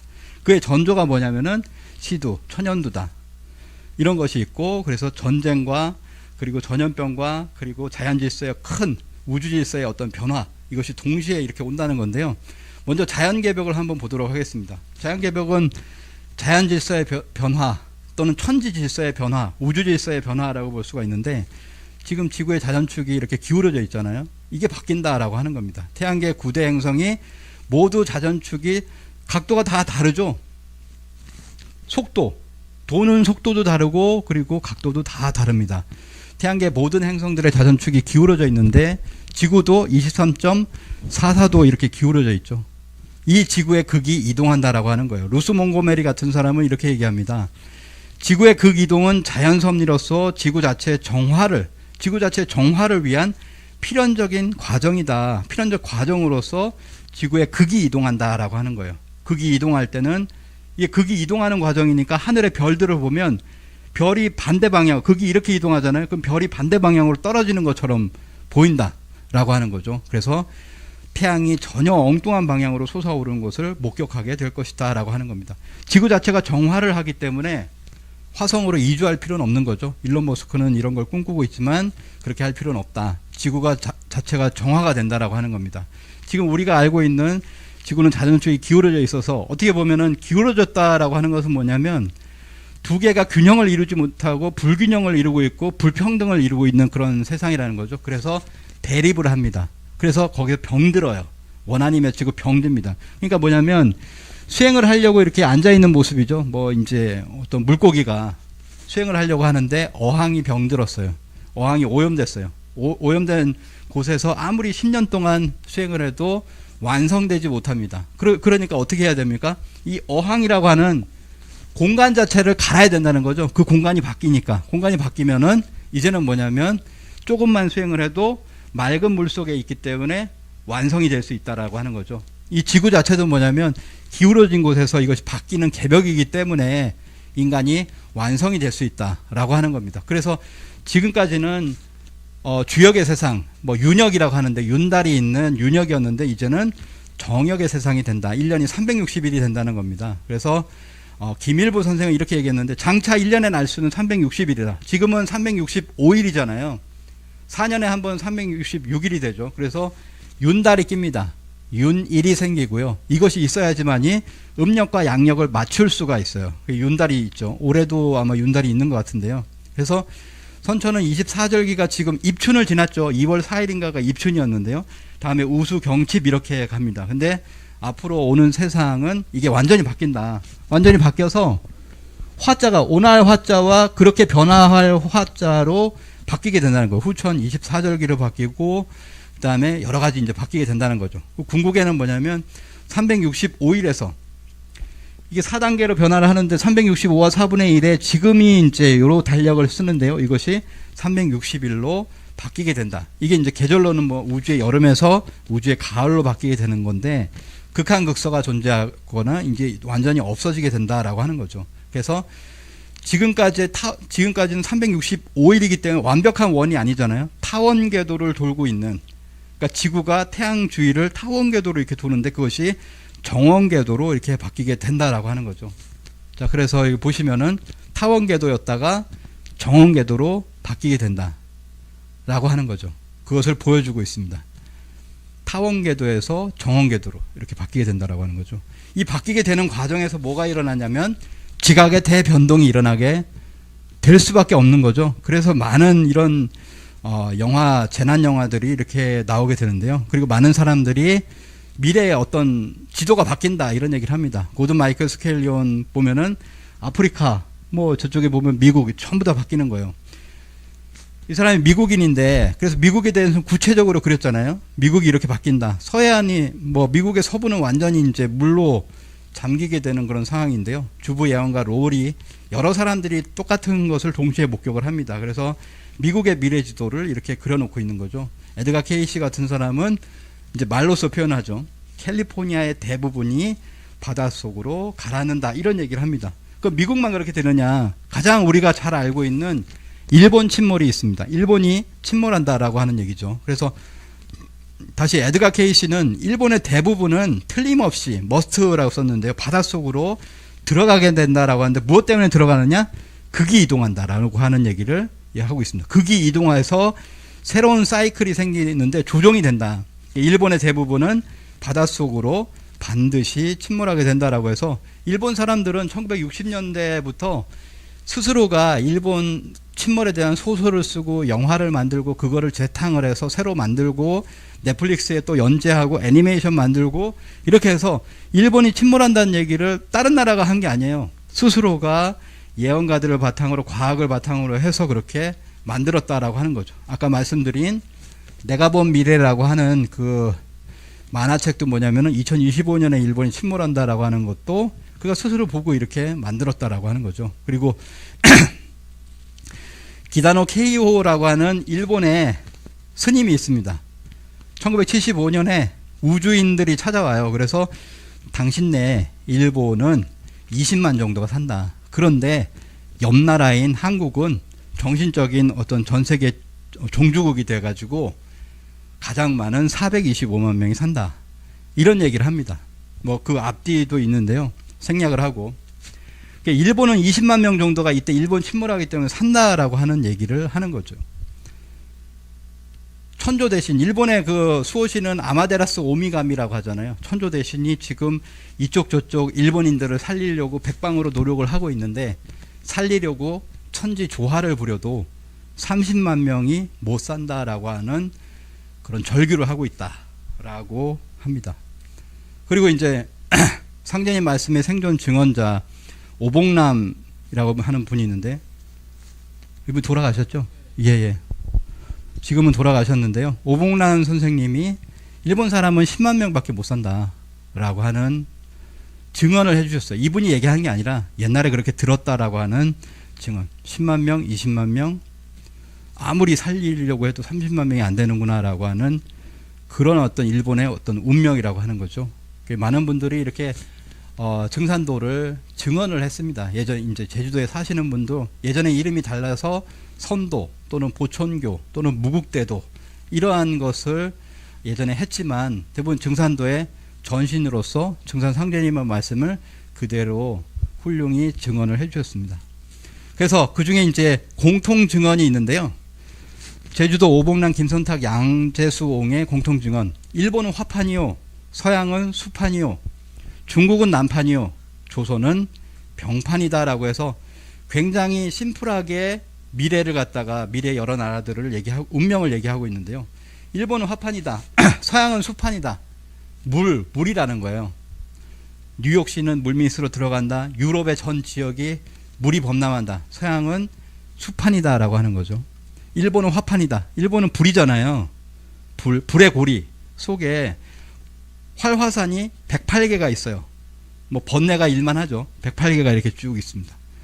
그래서 일본에는 지금도 이제 뭐 지금 엄청나게 분화를 하고 있잖아요. 일본 큐슈에 사쿠라지마 화산이 이렇게 분화를 하고 있는데, 물론 몇 개씩 막 분화를 합니다. 여러 개씩. 지진도 이렇게 일어나고 있죠. 그래서 더 큰 지진이 올 것이다. 노토반도에 지진이 있었는데 난카이 트라프 또는 도쿄 대진이 온다. 뭐 이런 얘기를 합니다. 중국은 난판이다. 어지러울 난자거든요. 중국은 굉장히 전 세계 다른 나라들이 전부 다 척지고 있죠. 14개 국가 국경을 접하고 있어가지고 국경 분쟁, 영토 분쟁도 있지만 그 외의 나라들하고도 다 이렇게 싸우고 있잖아요. 갈등. 뭐 이런 상황입니다. 조선은, 우리나라는 병판이다. 그러니까 우리나라만 병이 일어나는 건 아니고 우리나라가 처음에 병이 난다는 겁니다. 그래서 아까 말씀드린 것처럼 괴질병검은 전부 군산에서 일어나서 한반도 49일 동안 돌고 외국으로 건너가 전 세계를 3년간 돈다라고 하는 것의 핵심, 중심이기 때문에 병판이다, 이렇게 이야기합니다. 자, 일본 침몰 시 우리나라는 그럼 과연 어떻게 되느냐? 그러면은 쓰나미가 밀려오죠. 동해안을 이제 덮치게 된다. 이번에도 이제 노토반도 지진이 1월 1일에 있으니까 그때 이제 뭐 2시간 만에 이렇게 밀려왔잖아요. 1m도 안 되는 거였지만 앞으로 오는 거에 대한 경고다라고 하는 거죠. 그걸 우리나라에 많은 사람들이 얘기했습니다. 동해안으로 해서 동해 삼척이 가라앉는다. 그리고 또 하나는 뭐냐면 이 아래쪽에 지진이 많이 나는 데가 있어요. 최근에도 경주 또 포항에 지진이 났었죠. 최근에 작년에도 경주에서 지진이 났습니다. 그래서 여기가 단층대가 일본하고 이렇게 뭐 이렇게 연결되어 있는 양산 단층대라고 하는데요. 양산, 울산, 동래 단층 뭐 이런 것들이 있잖아요. 이렇게 줄여서 얘기한다면은 충산도 도전에 이렇게 나왔습니다. 동래 울산이, 이 동래는 뭐냐면 부산의 동래군데 예전에는 부산 자체를 동래라고 했습니다. 그래서 부산, 울산이 흐느적 사국광산이 콩튀듯 한다. 이렇게 이런 변화가 있다라는 거예요. 타너 스님은 이제 불교의 최고의 학승이죠. 이 타너 스님이 우리나라는 동남해안 쪽 백리 땅이 피해를 입을 것이다 라고 이야기를 했습니다. 거기에 이제 핵심이 뭐냐면 해운대라고 하는 영화 보셨죠? 이 영화를 보면은 일본에 지진이 나서 쓰나미가 온다라고 얘기하는데 이 거대한 쓰나미가 지진 나서 오는 쓰나미가 아닙니다. 일본이 침몰하여서 밀려오는 쓰나미의 강도를 보시면은 이걸 볼 수가 있는데요. 자, 이렇게 해서 오게 되는데 증산도 도전에 또 하나가 있죠. 동래 울산이 흐느적이 있고 또 하나는 뭐냐면 부산은 어떻게 되냐. 부산은 백지는 흰 종이잖아요. 흰 종이 석장이 뜬다라고 하는데요. 실제로 그러면은 쓰나미가 어느 정도까지 오느냐. 가장 높은 게 3개가 있어요. 빌딩이. 그럼 그 밑에까지 물이 차면은 하늘에서 보면 3개만 보이죠. 3개만. 여기 보이는 겁니다. 그러니까 뭐 여기 뭐라고 하더라? 무슨 타워라고 하는데. 예, LCT. 특히나 이게 LCT에는 상징적인 그게 있어요. LCT 전망대에 가면 종이 비행기가 이렇게 많이 떨어져 있습니다. 이벤트를 하죠. 그래서 종이 비행기를 날려요, 위에서. 그럼 밑에 떨어져서 이제 거기다 뭐 써가지고 이제 소원 비는 거잖아요. 종이가 100층에 종이가 이렇게 많아요. 그래서 저는 이게 이 말씀이 상징이 아닌가 이런 생각도 들거든요. 부산은 백지석장이 뜬다라고 하는 건데요. 여기 보시면은 부산에 보시면 이 3개의 빌딩이 이제 거의 400m 정도 되거든요. 400m. 그 밑에는 뭐냐면 한 많아야 이제 300m가 돼요. 그러면 쓰나미가 300m 이상의 쓰나미가 부산으로 온다. 뭐 이렇게 볼 수 있는 겁니다. 추정해 볼 수 있겠다라고 하는 거죠. 그래서 자, 타너 스님은 한국은 동부와 남부 해안 백리가 피해를 입게 될 것이다라고 해서 이렇게 이야기를 합니다. 그래서 보시면 백두대간이 또는 태백산맥이 이렇게 얘기하잖아요. 거의 고도가 800m입니다. 대부분 평균 800m. 쓰나미는 아까 부산을 기준으로 해서 300m 쓰나미가 온다라고 하면은 이 백두대간의 동쪽은 위험하죠. 우리가 아까 말씀드렸던 뭐 강릉, 속초 뭐 해가지고 전부 다 위험하지만 백두대간이 막아주고 있다. 뭐 이렇게 보시면 되겠습니다. 그래서 그때가 되면은 높은 데 가야 산다라고 하는 말씀도 있습니다. 그럼 제주도는 어떻게 되느냐? 제주도의 지진 때죠. 지진이 일어난 곳을 보면은 이렇게 옆으로 이렇게 되어 있습니다. 그래서 제주도는 남북으로 단층대가 존재한다라고 하죠. 여기가 제주도입니다. 제주도 남북으로 이렇게 단층대가 존재해서 여기에서 크고 작은 지진들이 일어나고 있다. 상제님이 제주도에서 행하신 개벽공사와 후천개벽 그 내용이 있는데요. 나중에 한번 도전이 있어요. 그 도전을 한번 보시기 바랍니다. 제주도 바다 개벽, 제주도의 바다가 개벽되는 그런 공사가 있는데 천지 조화로서 뭐 이제 제주도에 오셔가지고 열흘 동안 한수리, 수원리, 귀덕리, 그러니까 이제 여기가 어디죠? 한림이라고 하네요. 예, 그 일대에서 아침 저녁으로 하루에 2번씩 바닷물을 없앴다. 이게 앞으로 실현되는 거예요. 바닷물이 없어지는 그런 상황이 온다라고 하는 거죠. 여기 보면 바닷물이 들어왔다, 바닷물이 없어진다라고 하는 그런 상황이 온다. 또 뭐 이런 증언도 있죠. 사라봉이 소뚜껑만하게 남고 나머지는 모두 물에 잠긴다. 이게 사라봉이 184m라고 하는데 그러면은 물이 그 밑에까지 소뚜껑만 남고 소뚜껑 정도로 이게 위에 있는 조금만 남고 예.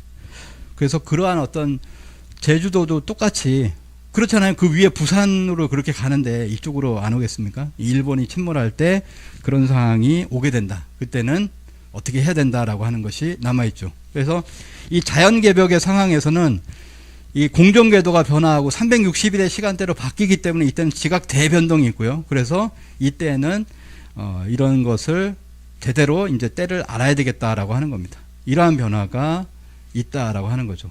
자, 이러한 변화를 할 때 뭐냐면은 지구를 포함한 이 태양계가 또 이제 광자대라고 해서 포톤 벨트라고 하는데 여기로 이제 들어가게 된다라고 하는 겁니다. 우리의 이제 태양계가 여기 있죠. 그리고 이렇게 빛 덩어리가 있어요. 우주에 어떤 빛 덩어리 띠가 있는데 거기로 들어가게 된다라고 하는 거예요. 그러니까 태양계를 보시면 아시겠지만 지구가 돌잖아요. 그러면 태양이 멈춰 있습니까? 아니죠. 태양도 어디론가 가고 있죠. 가고 있는 태양을 어딘가를 돌고 있는 태양을 따라서 따라서 구대 행성들이 전부 다 돌고 있으니까 이렇게 가는 거예요. 이게 태양이잖아요. 태양을 따라서 이렇게 돌면서 어디론가 진입을 해가고 있다. 뭐 보텍스 이론이라고 하는데 이렇게 갈 수밖에 없어요. 뭐 이론이라고는 하지만 태양이 움직이니까.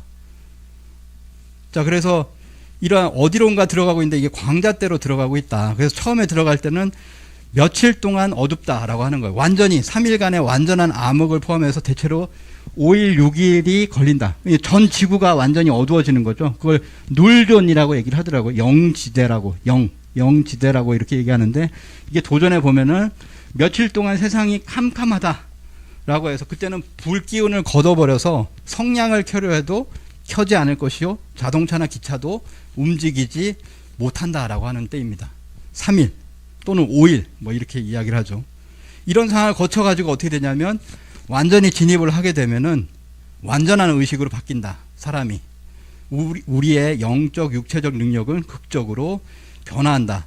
타원궤도에서 정원궤도로 바뀌는데 태양계 9대 행성이 광자대를 통과할 때 광자대에서 빛의 대폭발이 있게 된다. 신성 공부를 한 사람들은 그때 우주광자의 빛폭발의 기운을 다 받는다. 그렇기 때문에 지금 잘 닦아야 한다. 종도사님 말씀인데요. 오장육부가 상한 상태에서는 빛폭발 기운을 받아도 큰 변화를 기대할 수 없다라고 합니다. 그래서 뭐냐면은 이 광자대를 들어가기 이전에 수행을 해야 되는 거예요. 수행을 해서 내가 병이 없는 상태, 거의 병이 없는 상태의 어떤 그런 빛의 인간의 어떤 수행을 한 상태에서 그래서 우주광자의 빛폭발 기운을 받아야 된다라고 하는 거죠. 그렇지 않고 내가 뭐 암이 있고 뭐 있는 상태에서 이 빛의 기운을 받으면 어떻게 될지 모르는 거잖아요. 그래서 인간은 수행을 해야 된다라고 하는 겁니다. 우리가 신과 하나 될 수 있을 정도로 충분히 완전성을 획득하게 된다. 그러니까 완전성을 획득하기 위한 수행의 과정을 거치면서 그러면서 뭐냐면은 이러한 광자띠를 거쳐서 완전성을 회복하게 된다라고 하는 거죠. 이거를 이제 환단곡이나 역사책을 읽어보시면 전인이라고 했습니다. 전인이라고 하는 건 뭐냐? 완전할 전자, 완전한 사람이죠. 그런 인간, 완전히 신성을 회복한 인간, 완전한 불성을 회복한 그런 원래 그 인간의 어떤 신인, 그거를 갖다가 전인이라고 이렇게 합니다. 또는 뭐 환단곡에 보면 환이라고 나오는데요. 환하다라고 하잖아요. 환한 인간이 되어야 된다. 이것을 우리의 역사는 소망을 했다라고 하는 거죠. 그래서 환국배달조선을 보면 환국이잖아요. 밝은 나라. 그리고 환국에 환인이 계셨고, 그리고 배달국에 밝은 나라에 또 환웅이 계셨고, 그리고 이제 단군 왕검도 환검이라고 이렇게 했습니다. 그래서 지향하는 것이 환이다. 밝을 광명의 인간을 지향해서 그때부터 수행을 해왔는데, 이번에 뭐냐면 시공궤도가 바뀌는 이때에 완벽한 그 환으로 탄생을 하게 된다. 전인이 된다라고 하는 겁니다. 그래서 지금 뭐냐면은 증산도에서 이 모든 병과 어둠을 이겨내는 빛의 인간이 되기 위해서 빛을 받아서 내 몸 안에서 시천주 태월주로 수행을 하는 그러한 신선 조화 수행법을 지금 이렇게 하고 있거든요. 그래서 그 수행을 꼭 함께 같이 해보시면 좋을 것 같습니다. 어떤 메디테이션 있잖아요. 서양의 메디테이션이나 이런 거 보면 뭐 마음을 어떻게 해야 된다, 위안을 어떻게 주고 뭐 이런 얘기들을 하는데 병을 못 고쳐요. 병을. 여기 보시면은 동방신선학교에서의 어떤 수행을 보시면은 위에 뭐라고 써 있냐면 감기, 갑상선, 고지혈, 고혈압, 관절, 귀질환, 뇌질환 뭐 해가지고 다 써 있잖아요. 치유 사례가 있다라고 하는 얘기죠. 이 모든 걸 다 치유할 수 있는 그런 어떤 수행이다라고 하는 겁니다. 예, 수행. 그래서 수행을 해서 자기 몸에 그걸 다 치유를 하시면 좋겠습니다. 물질의 진보가 인류의 미래가 아니라 뭐냐면은 정신의 진보, 그리고 우리의 원래 어떤 신성의 회복, 그것이 바로 인류의 미래다라고 하는 것을 말씀드리면서, 그래서 이러한 어떤 변혁이 있다라고 하는 거고요. 자연개벽에 대해서 말씀을 드렸습니다. 시간이 많이 지나서 3시부터 했으니까 한 20분 정도 더 하겠습니다. 자, 문명개벽이 있는데요. 전쟁이 지금 일어나고 있어요. 전쟁이 도미노처럼 일어나고 있습니다. 우크라이나 러시아 전쟁에서 3차 세계대전이라는 말이 나왔죠. 그리고 2023년 10월 7일에 이스라엘과 하마스의 전쟁이 벌어졌어요. 지금은 뭐냐면 그냥 하마스가 문제가 아니라 이스라엘과 이란, 그리고 이란이 있으니까 또 미국이 있죠. 그래서 크게 전쟁이 확산이 되어가고 있습니다. 그래서 우크라이나, 러시아 밑에 보시면 이스라엘과 하마스, 헤즈볼라 있죠. 그 뒤에 이란이 있고 또 예멘 후티 반군 해가지고 점점 더 확산이 되고 있죠. 그래서 이란이 이제 반미 반이스라엘의 저항의 축이다. 뭐 이렇게 얘기하는데 이스라엘 미국 간의 긴장이 높아지고 있다. 이렇게 이야기를 합니다. 그래서 남쪽으로는 이제 하마스 있잖아요. 가자지구 그 끝으로 갔죠. 남쪽에 지금 마지막 그 남쪽에 있는 도시를 갖다가 거의 이제 폭발시키고 있는데, 그리고 북쪽으로 가면 북쪽에 헤즈볼라하고 두 전선이 전면전으로 확대가 되고 있습니다. 2월 14일 며칠 전이죠. 이스라엘이 레바논을 공격을 했어요. 최대 규모로 공습을 했다. 물론 그 이전에 뭐냐면 레바논이 이스라엘 북부의 마을을 공격을 했습니다. 그래서 이것이 점점 더 확대가 되어 가고 있다라고 하는 거죠. 이스라엘 근데 북부에 뭐가 있냐면 이 공격을 했다. 레바논에서 헤즈볼라가 공격을 했다고 하는 곳에서 100km 정도 떨어진 곳에 아마게돈이 있죠. 메기또 산이라고 하는데 거기를 아마게돈이 일어나는, 성서에서 말하는 마지막 최후의 싸움, 최후의 전쟁이 벌어지는 곳을 메기또의 언덕이라고 하는데 그 메기또 언덕이 바로 밑에 있거든요. 이 메기또의 언덕까지 벌어질 수 있는 그런 전쟁이다. 그래서 지금 많은 사람들 조금 검색을 해보시면 뭐 기독교인이 아니라 하더라도 아마게돈을 언급하는 언론인들이 꽤 있습니다. 아마게돈. 이게 아마게돈이 아니냐. 여기 이제 무기또라고 하는 아마게돈 전쟁이 일어나는 곳인데요. 전쟁이 아마게돈에 가까워짐에 따라 종말이 그리 멀지 않은 것 같다. 뭐 이런 기사들도 나오고 있습니다. 그러니까 세계 대전이라는 거죠. 그리고 이제 개벽을 향하는 세계 대전이다. 그리고 그 전선이 지금은 저쪽에 있잖아요. 서양에 있잖아요. 동양으로 옵니다. 그래서 다음은 대만. 뭐 이렇게 얘기하죠. 중국이 전쟁을 준비하고 있고 대만을 침공하려고 하는 시나리오는 갖고 있죠. 그런데 또 대만의 총통이 어느 쪽입니까? 친미잖아요. 그래서 결국에는 지금 뭐냐면 전쟁이 나겠구나. 2025년 아니면 2026년 또는 대만 전쟁은 2027년 이렇게 이제 예측을 해 가고 있는데요.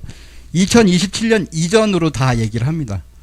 왜냐하면 또 새로운 또 집권을 해야 되잖아요, 시진핑이. 그래서 2027년까지는 대만을 침공할 것이다라고 보고 있습니다. 앞으로 3년 뭐 이렇게 얘기하고요. 이 학자는 뭐냐면 가장 위험한 곳이 어디냐라고 했을 때 첫 번째, 두 번째, 세 번째가 전부 다 한반도 주변이다. 한반도거나 대만이거나 남중국해에서 전쟁 발발의 위험이 있다. 여기에서 미중이 미중 전쟁을 할 수 있다라고 하는 이야기를 하고 있고요. 이 대만 전쟁과 한반도의 전후는 거의 동시에 이루어집니다. 그래서 이 대만 전쟁은 한반도에 전쟁이 나는 시기구나 이렇게 보시면 돼요. 중국이 대만을 침공하면 동시에 남북 전쟁이 시작이 될 수 있습니다. 중국이 전쟁을 준비하면 한반도에도 전쟁이 터진다 라고 하는 거죠. 그래서 중국이 전쟁을 시작하면 한반도가 전쟁터가 되는 것은 기정사실이다 라고 이렇게 주장을 하고 있습니다. 미중. 그리고 지금은 어떻게 됐냐면 이거 있잖아요. 38선. 그리고 여기가 완충구역이 지금까지 만들었었는데 이거를 완전히 없애버렸잖아요. 효력이 상실됐죠. 그래서 결국에는 어떻게 되느냐라고 하는 거죠. 그리고 북한이 러시아하고 이제 밀착을 했어요. 2023년 작년에. 러시아는 지금까지 우리가 러시아 어떻게 되지? 이게 천지공사에 보면 러시아의 역할이 있는데라고 했는데 지금 러시아가 북한하고 밀착을 했죠. 정상회담을 했고 이번에는 푸틴이 북한으로 가겠다라고 하는 그걸 지금 짜고 있잖아요. 작년에는 이제 김정은이 푸틴을 만나러 갔습니다. 그리고 이제 무기를 공수받았죠. 그래서 뭐 북한에서 러시아가 탄약 100만 발을 받았다라고 하면서 북한제라고 하는 것이 지금 뭐 다 나왔어요. 그게 막 터지고 나서 이제 한글이 나오잖아요. 여기 보면 순탁이 뭐 이렇게 써 있고 뭐 한글이 나오니까 북한제죠. 남한제는 아니잖아요. 그래서 이제 한미일이 지금 우리는 크게 군사 공조까지 하고 있고 북중러가 고착화가 되고 있다는 거죠. 이렇게 해서 세상이 흘러간다라고 하는 겁니다. 그런데 이것을 100년 전에 이미 100년도 넘은 그 시간대에 이미 이렇게 흘러가는 것이 나와 있다라고 하는 겁니다. 천지공사에 상제임 천지공사에 천지공사 5선위기의 바둑판 도수라고 하는 건데요. 5선위기 5신선이 바둑을 둔다라고 하는 거죠. 어디서 두냐면은 그 바둑판과 바둑알은 이 남북한 한반도고 거기에서 4대 강국이 바둑을 둔다라고 하는 겁니다. 이런 상황으로서 국제 질서를 짰다라고 하는 거죠. 그거를 알아채린 학자는 니얼 퍼거슨, 유일한 사람이 니얼 퍼거슨이죠. 이 사람이 증오의 색이라는 책에서 1차 세계대전 저 서양에서는 다 서양에서로 인식하거든요. 뭐 독일에서 뭐 누가 이렇게 했고 2차 세계대전 어디서 나왔고 이렇게 얘기하는데 이 사람은 뭐냐면 두 개의 전쟁의 중심에 한반도가 있다라고 얘기해요. 1904년 러일 전쟁이 일어나고 나서 러일 전쟁에서 일본이 승리하니까 러시아가 저쪽으로 넘어가가지고 서양에서 1차 세계대전이 나왔다. 그리고 나서 2차 세계대전이 벌어졌는데 그게 끝이 아니라 6.25가 한국전쟁이 그 2차 세계대전의 끝으로서 6.25가 났고 그게 1953년에 끝났다. 50년 전쟁.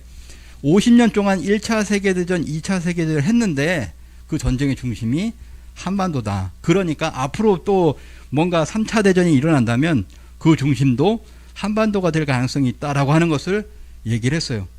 이게 천지공사로 이렇게 됐거든요. 인류 최대 사건이 천지공사인데 하늘과 땅을 뜯어 고친다는 것인데 이 세상이 돌아가는 설계도를 증산상제님께서 오셔가지고 짜셨다라고 하는 겁니다. 그래서 그 설계도대로 쭉 이어져 가고 있다. 그게 결국에는 결론은 뭐냐? 이 5선위기로서 4대 강국이 한반도에서 바둑을 두는 형국으로 지금까지 100년간을 이어왔는데 결론은 뭐냐? 남북 전쟁이다 라고 하는 겁니다. 그래서 상실음으로 종어가 아니다. 간방 우리나라거든요. 상실음으로써 전쟁으로서 여기 끝난다. 전쟁으로 세상 끝을 맺나니 개벽시대에 어찌 전쟁이 없냐라고 하는 거죠. 전쟁이 있다라고 하는 겁니다. 지금 전쟁으로 가고 있잖아요. 전쟁이 일어난다라고 하는 거죠. 합의가 백지화돼서 도발 가능성이 굉장히 높아졌습니다. 효력이 상실됐죠. 38선의 효력이 전부 상실되고 해상의 완충구역도 완전히 사라지고 DMZ 내에 중화기를 다시 배치하기 시작하고 그리고 2월 15일 해상국경선이라는 얘기를 합니다. 해상국경선을 김정은 거기서 새로 우리가 긋겠다. 그러면 어떻게 됩니까? 충돌이 일어나죠. 그런 어떤 과정으로 이렇게 있다. 주적이다 우리나라. 그걸 헌법에 명시해라. 그리고 국시에 명시해라. 이렇게 점점 더 고착화되고 있다라고 하는 겁니다. 그래서 전쟁은 이제는 시점상의 문제다. 그러니까 돌이킬 수 없게끔 지금 만들어가고 있어요. 북한이. 전쟁은 시점상의 문제다. 기회가 온다면 초토화해버릴 것이다. 그렇게 하기 때문에 지금 미국의 전문가들이 김정은이 전쟁으로 결정을 내린 것 같다. 먼저 하지는 않겠지만, 뭔가 이렇게, 근데 전쟁이라고 하는 거는 하지 않는다고 해서 끝나는 게 아니라 뭔가 우발적인 하나로서도 전쟁이 일어나는 거거든요. 김정은이 언제 어떻게 방아쇠를 당길지 모른다. 근데 도전해 보면 난의 시작은 38선에 있다. 그 38선 완충국이 완전히 사라졌잖아요. 난의 시작은 38선에 있으나 큰 전쟁은 중국에서 일어난다. 그리고 38선이 무너져 내린다라고 하는 말씀이 또 있습니다. 그래서 장차 군사병자의 병난, 전쟁이죠. 병난과 병의 난리, 병난이 동시에 터진다. 전쟁이 일어나면서 바로 병이 온다. 전쟁이 일어나면 바로 병이 옵니다. 전쟁은 병이라야 막는다.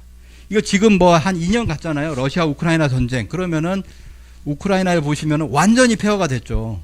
그렇게 오래 가면 그렇게 되는 거예요. 근데 전쟁이 일어나면 바로 병이 오게끔 돼 있다는 거예요. 앞으로 싸움 날만 하면 병난이 일어날 것이니 병난이 곧 병난이다. 그래서 격암유력에 보면 3일병화라는 게 있습니다.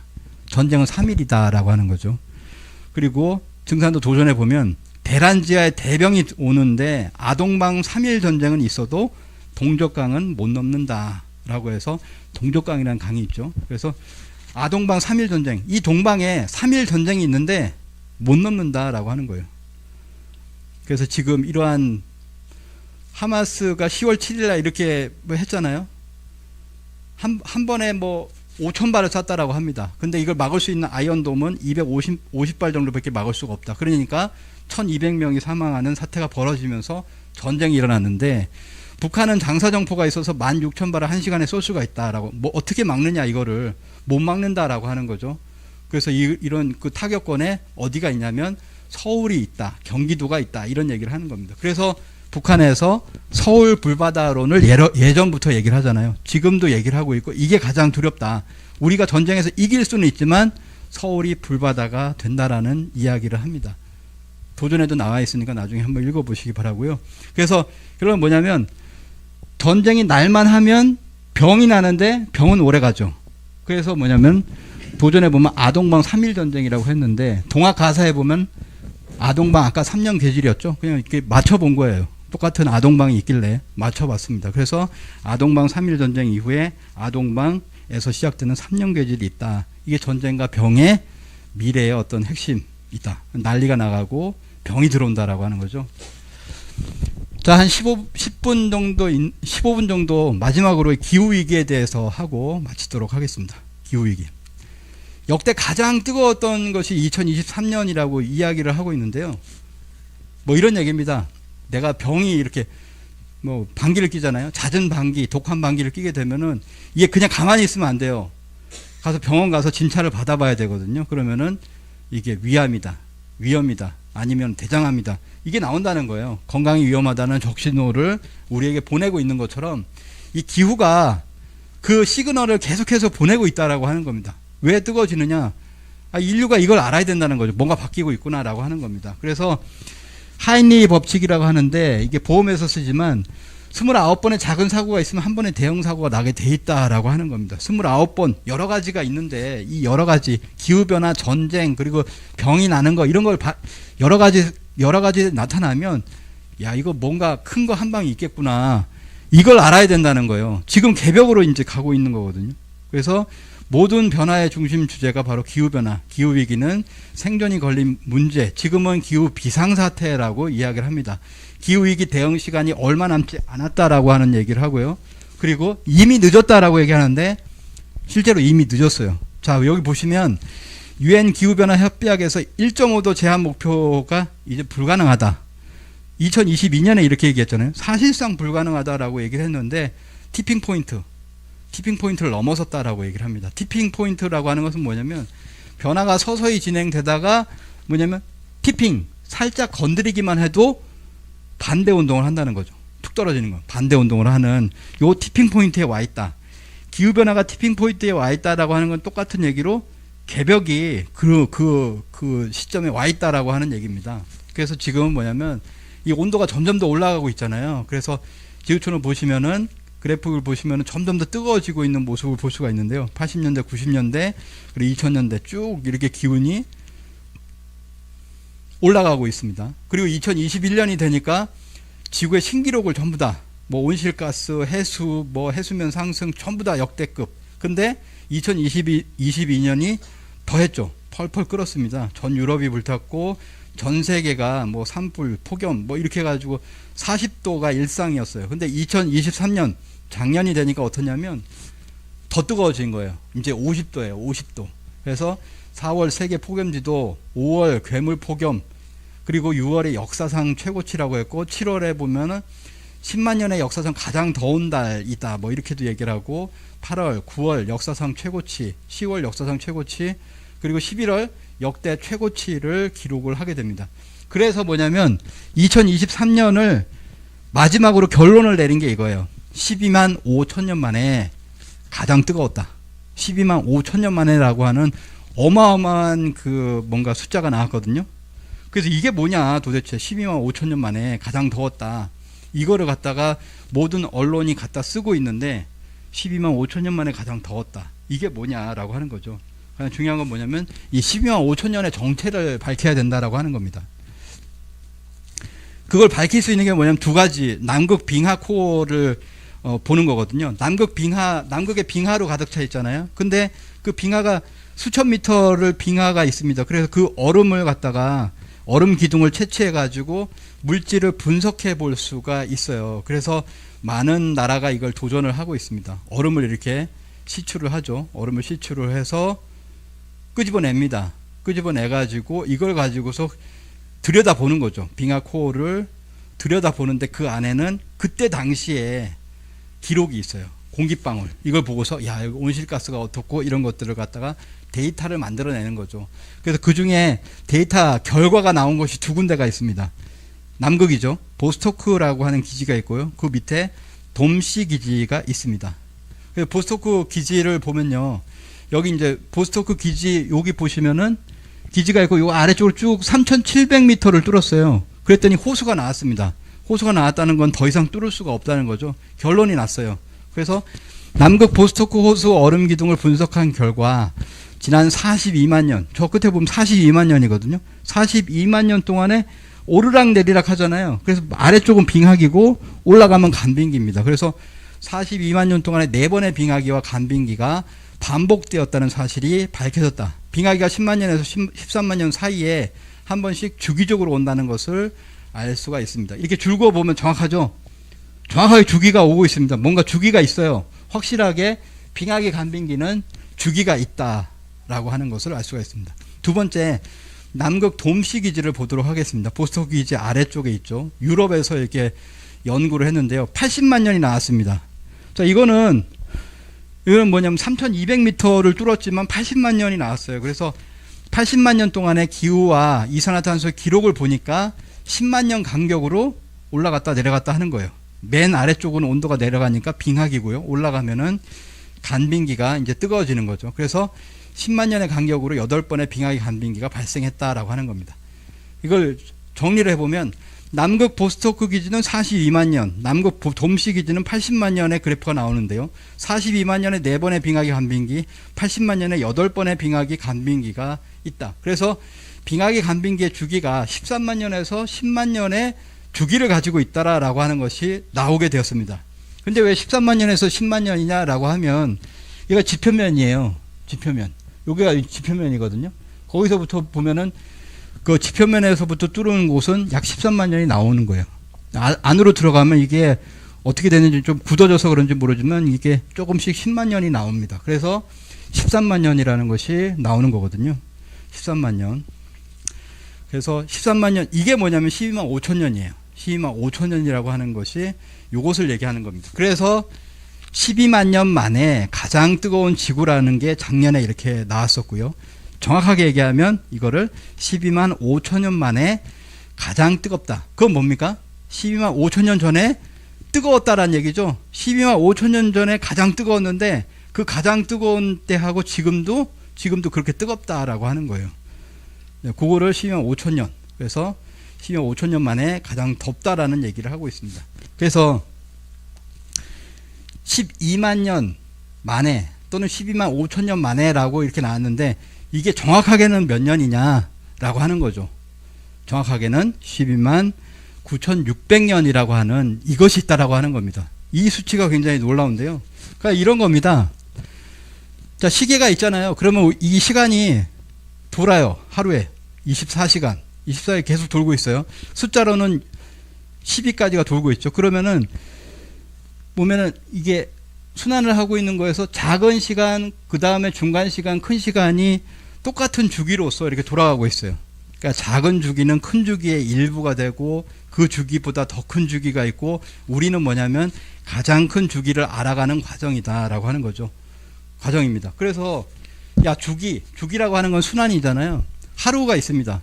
우리는 지금 하루에 4시 반이죠. 지금 4시 반이라는 걸 알고 있어요. 조금 있으면 시간이 지나서 밤이 된다라고 알고 있습니다. 그리고 나서 아침이 되면 일어날 걸 알고 있어요. 우리가 알고 있는 순환의 가장 작은 주기가 뭐냐면 하루입니다. 하루에는 아침에 일어나서 점심에 활동하고 저녁에 집으로 들어와서 밤에는 잔다. 그걸 자지 않고 최근에 도전해본 나는 절대 자지 않을 것이다 라고 해서 그 사람이 12일 만인가 혼수 상태가 됐잖아요. 12일 만인가 청년이었는데 그런 것처럼 꼭 자야 돼요. 이런 순환이 있다라고 하는 거죠. 근데 그러한 순환이 모아져서 뭐가 되냐면은 지금의 봄이 됐잖아요. 지금 이제 거의 봄이죠. 지금 2월이지만 거의 이제 입춘이 지나서 이제 봄이 되는데 봄이라는 걸 알고 있습니다. 근데 봄은 여름이 될 걸 알고 있고 그러면 가을이 되고 겨울이 되는 걸 알고 있죠. 왜냐하면 그 순환을 우리가 겪었기 때문에 순환. 그렇죠. 그래서 하루의 순환이 이렇게 쌓이면서 뭐가 되냐면 지구의 1년의 순환이 봄, 여름, 가을, 겨울이 됩니다. 그래서 동일한 근본 원리가 이 시간에 적용이 되는구나. 아침에는 일어나는데 봄에도 탄생을 하죠. 여름이 되면은 활동이 이제 극에 달하게 되고 저녁이 되면은 들어오는데 가을이 되면은 뭔가 수렴을 하고 뭐 그런 됩니다. 그리고 이제 겨울이 되면은 겨울에는 잠을 잔다라고 하는 거죠. 동일한 근본 원리가 적용이 되는데 그 적용이 되는 더 큰 뭔가가 있다라고 하는 거죠. 그래서 그걸 보면은 그게 예를 든다면은 겨울을 들 수 있을 것 같아요. 하루로 보면은 이제 밤인데요. 하루에 밤에 보면은 잠을 자잖아요. 그래서 수면과 비수면의 주기로 보면은 이렇게 보시면 될 것 같아요. 그래서 밤에는 잠을 자고 그 외에는 비수면의 3단계가 있어요. 수면을 하지 않는 3단계가 있다는 거죠. 아침에 나가서 활동하고 저녁에 이제 들어오는 그 주기가 있고 결국엔 잠을 자게 된다는 거죠. 근데 마찬가지로 1년에도 뭐냐면은 수면의 주기가 있습니다. 이게 겨울이잖아요. 겨울에 잠을 잡니다. 곰이 잠을 자고 다람쥐가 잠을 자고 박쥐가 잠을 자죠. 많은 동물들이 잠을 잡니다. 나무도 마찬가지고요. 잠을 자야지만이 이런 수면이 있고 비수면의 활동 주기가 봄, 여름, 가을이거든요. 그러니까 뭔가 동일한 그런 어떤 성격을 가지고 이렇게 확대가 되는구나라고 하는 것을 알 수가 있습니다. 그러면 더 큰 주기에서 뭐가 있냐면은 앞에서 보신 것처럼 빙하기와 간빙기가 이렇게 돈다라고 했을 때 빙하기가 뭐냐 이거죠. 빙하기는 겨울이다라고 하는 겁니다. 이때는 뭐냐면 수면이나 잠을 자는, 그러니까 뭐냐면 빙하기는 충전을 하는 거구나. 빙하기가 충전을 해야 그 다음에 간빙기에 인류가 살 수가 있구나.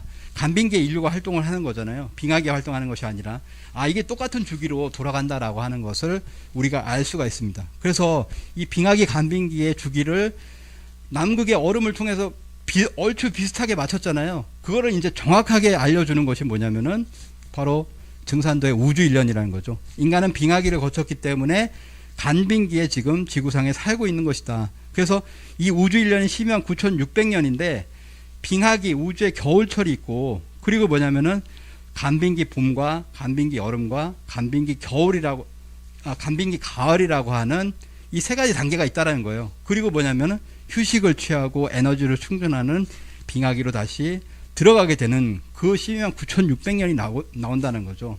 이게 어떻게 나오게 되느냐 한번 보도록 하겠습니다. 360 곱하기 360을 하면 12만 9,600이 나옵니다. 360년 그리고 곱하기 360을 하면 정확하게 12만 9,600년이 나오는데 요 밑에 제가 적은 게 있죠. 72 곱하기 360은 25,920이다라고 하는데, 이거는 서양에서 그레이트 이열이라고 해가지고 대년이라고 합니다. 대년이라고 하는 주기거든요. 플라톤년이라고 하는데, 서양에서 보는 가장 큰 주기는 뭐냐면 약 26,000년의 주기를 가지고 있어요. 25,920입니다. 이따가 한번 보도록 하겠습니다. 그러면 129,600은 어떻게 나오냐면, 자, 이런 주기로 나옵니다. 여기 보시면은 12시가 있잖아요. 12시. 그러니까 뭐냐면 지금 서양에서는 24시를 얘기하지만 실제적으로 동양의 시간은 12시였죠. 12시입니다. 2시간을 1시간으로 이렇게 보죠. 자축이며 진사오미 신유술해라고 하는 그 시간이 있는데요. 그 시간이 바로 12시간. 이 12시간을 합하면은 하루가 됩니다. 하루가 되죠. 그리고 그 하루가 한 달이면 30일이 되고 30일이 한 달이 됩니다. 그럼 30이 되는데 우리가 12달이 1년이잖아요. 12달이 1년이잖아요. 그렇게 보면 12에서 30으로 또 12로 가는구나 라고 하는 것을 알 수가 있어요. 그래서 예측할 수 있는 것이 뭐냐면, 그러면 30년은 뭐냐 라고 했을 때 30년을 뭐라고 하냐면 1세라고 합니다. 1세라고 하죠. 그래서 여기 보시면 우리가 보통 한 세대를 갖다가 뭐라고 하냐면, 서양에서는 검색을 해보니까 25년에서 30년을 갖다가 한 세대라고 얘기를 하더라고요. 그러니까 정확하게는 우리가 한 세대를 30년으로 보고 있거든요. 한 세대, 이렇게 한 세대, 또 한 세대, 또 한 세대 이렇게 넘어온 거죠. 그렇게 보여집니다. 그래서 뭐냐면 우리가 쓰고 있는 단위는 뭐냐면 연월일시를 쓰고 있는데 세까지는 쓰는 거예요. 한 세대. 우리 한 세대 30세 저 아래쪽을 보면은 다음 세대가 있잖아요. 다음 세대. 그리고 윗세대가 있고. 그래서 세라고 하는 용어까지는 우리가 쓰고 있다. 그렇지만 쓰지 않는다고 해서 그 위에 어떤 시간의 어떤 단위가 없는 것은 아니라는 거죠. 그래서 그 위에 뭐가 있냐면은 바로 원회운세라고 하는 시간의 단위가 있더라라고 하는 겁니다. 그래서 다시 한번 정리를 해보면 시간은 12시가 12시가 바로 하루가 되고요. 그리고 하루가 30일이 모이면 한 달이 됩니다. 한 달이 12달이 모이면은 1년이 되고요. 그리고 그 위에 뭐가 있냐면은 30이 있다라는 거죠. 여기서 보시면 12, 30, 12, 30이라고 이렇게 주기가 가고 있다라고 하는 것을 알 수가 있습니다. 그래서 이 30을 한 세대 30년이라고 이야기를 합니다. 그럼 그 위에는 뭐가 있냐? 30이니까 12세가 있는 거죠. 이거를 1년으로 환산을 하면은 360년이 되는데 큰 인물이 태어난다. 360년에.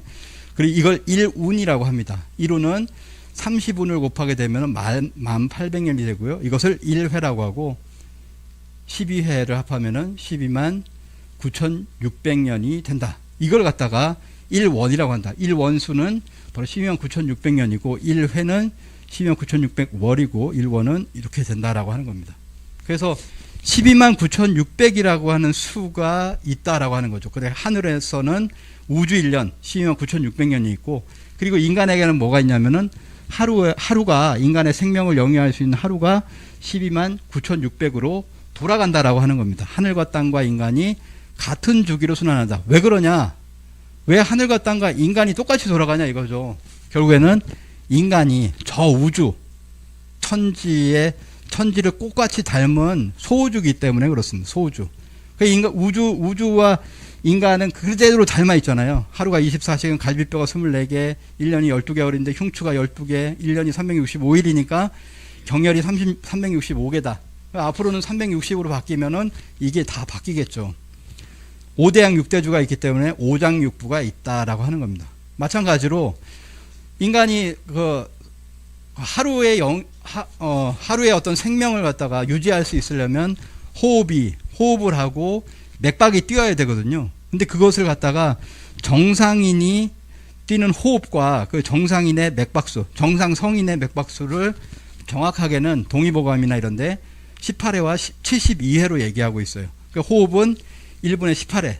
물론 이걸 실제 서양에서는 15회에서 20회 이런 식으로 얘기를 합니다. 그리고 맥박 같은 경우도 60에서 80이면은 그래도 건강한 거다 이런 식으로 얘기하지만 정확하게 얘기하는 것은 18회와 72회.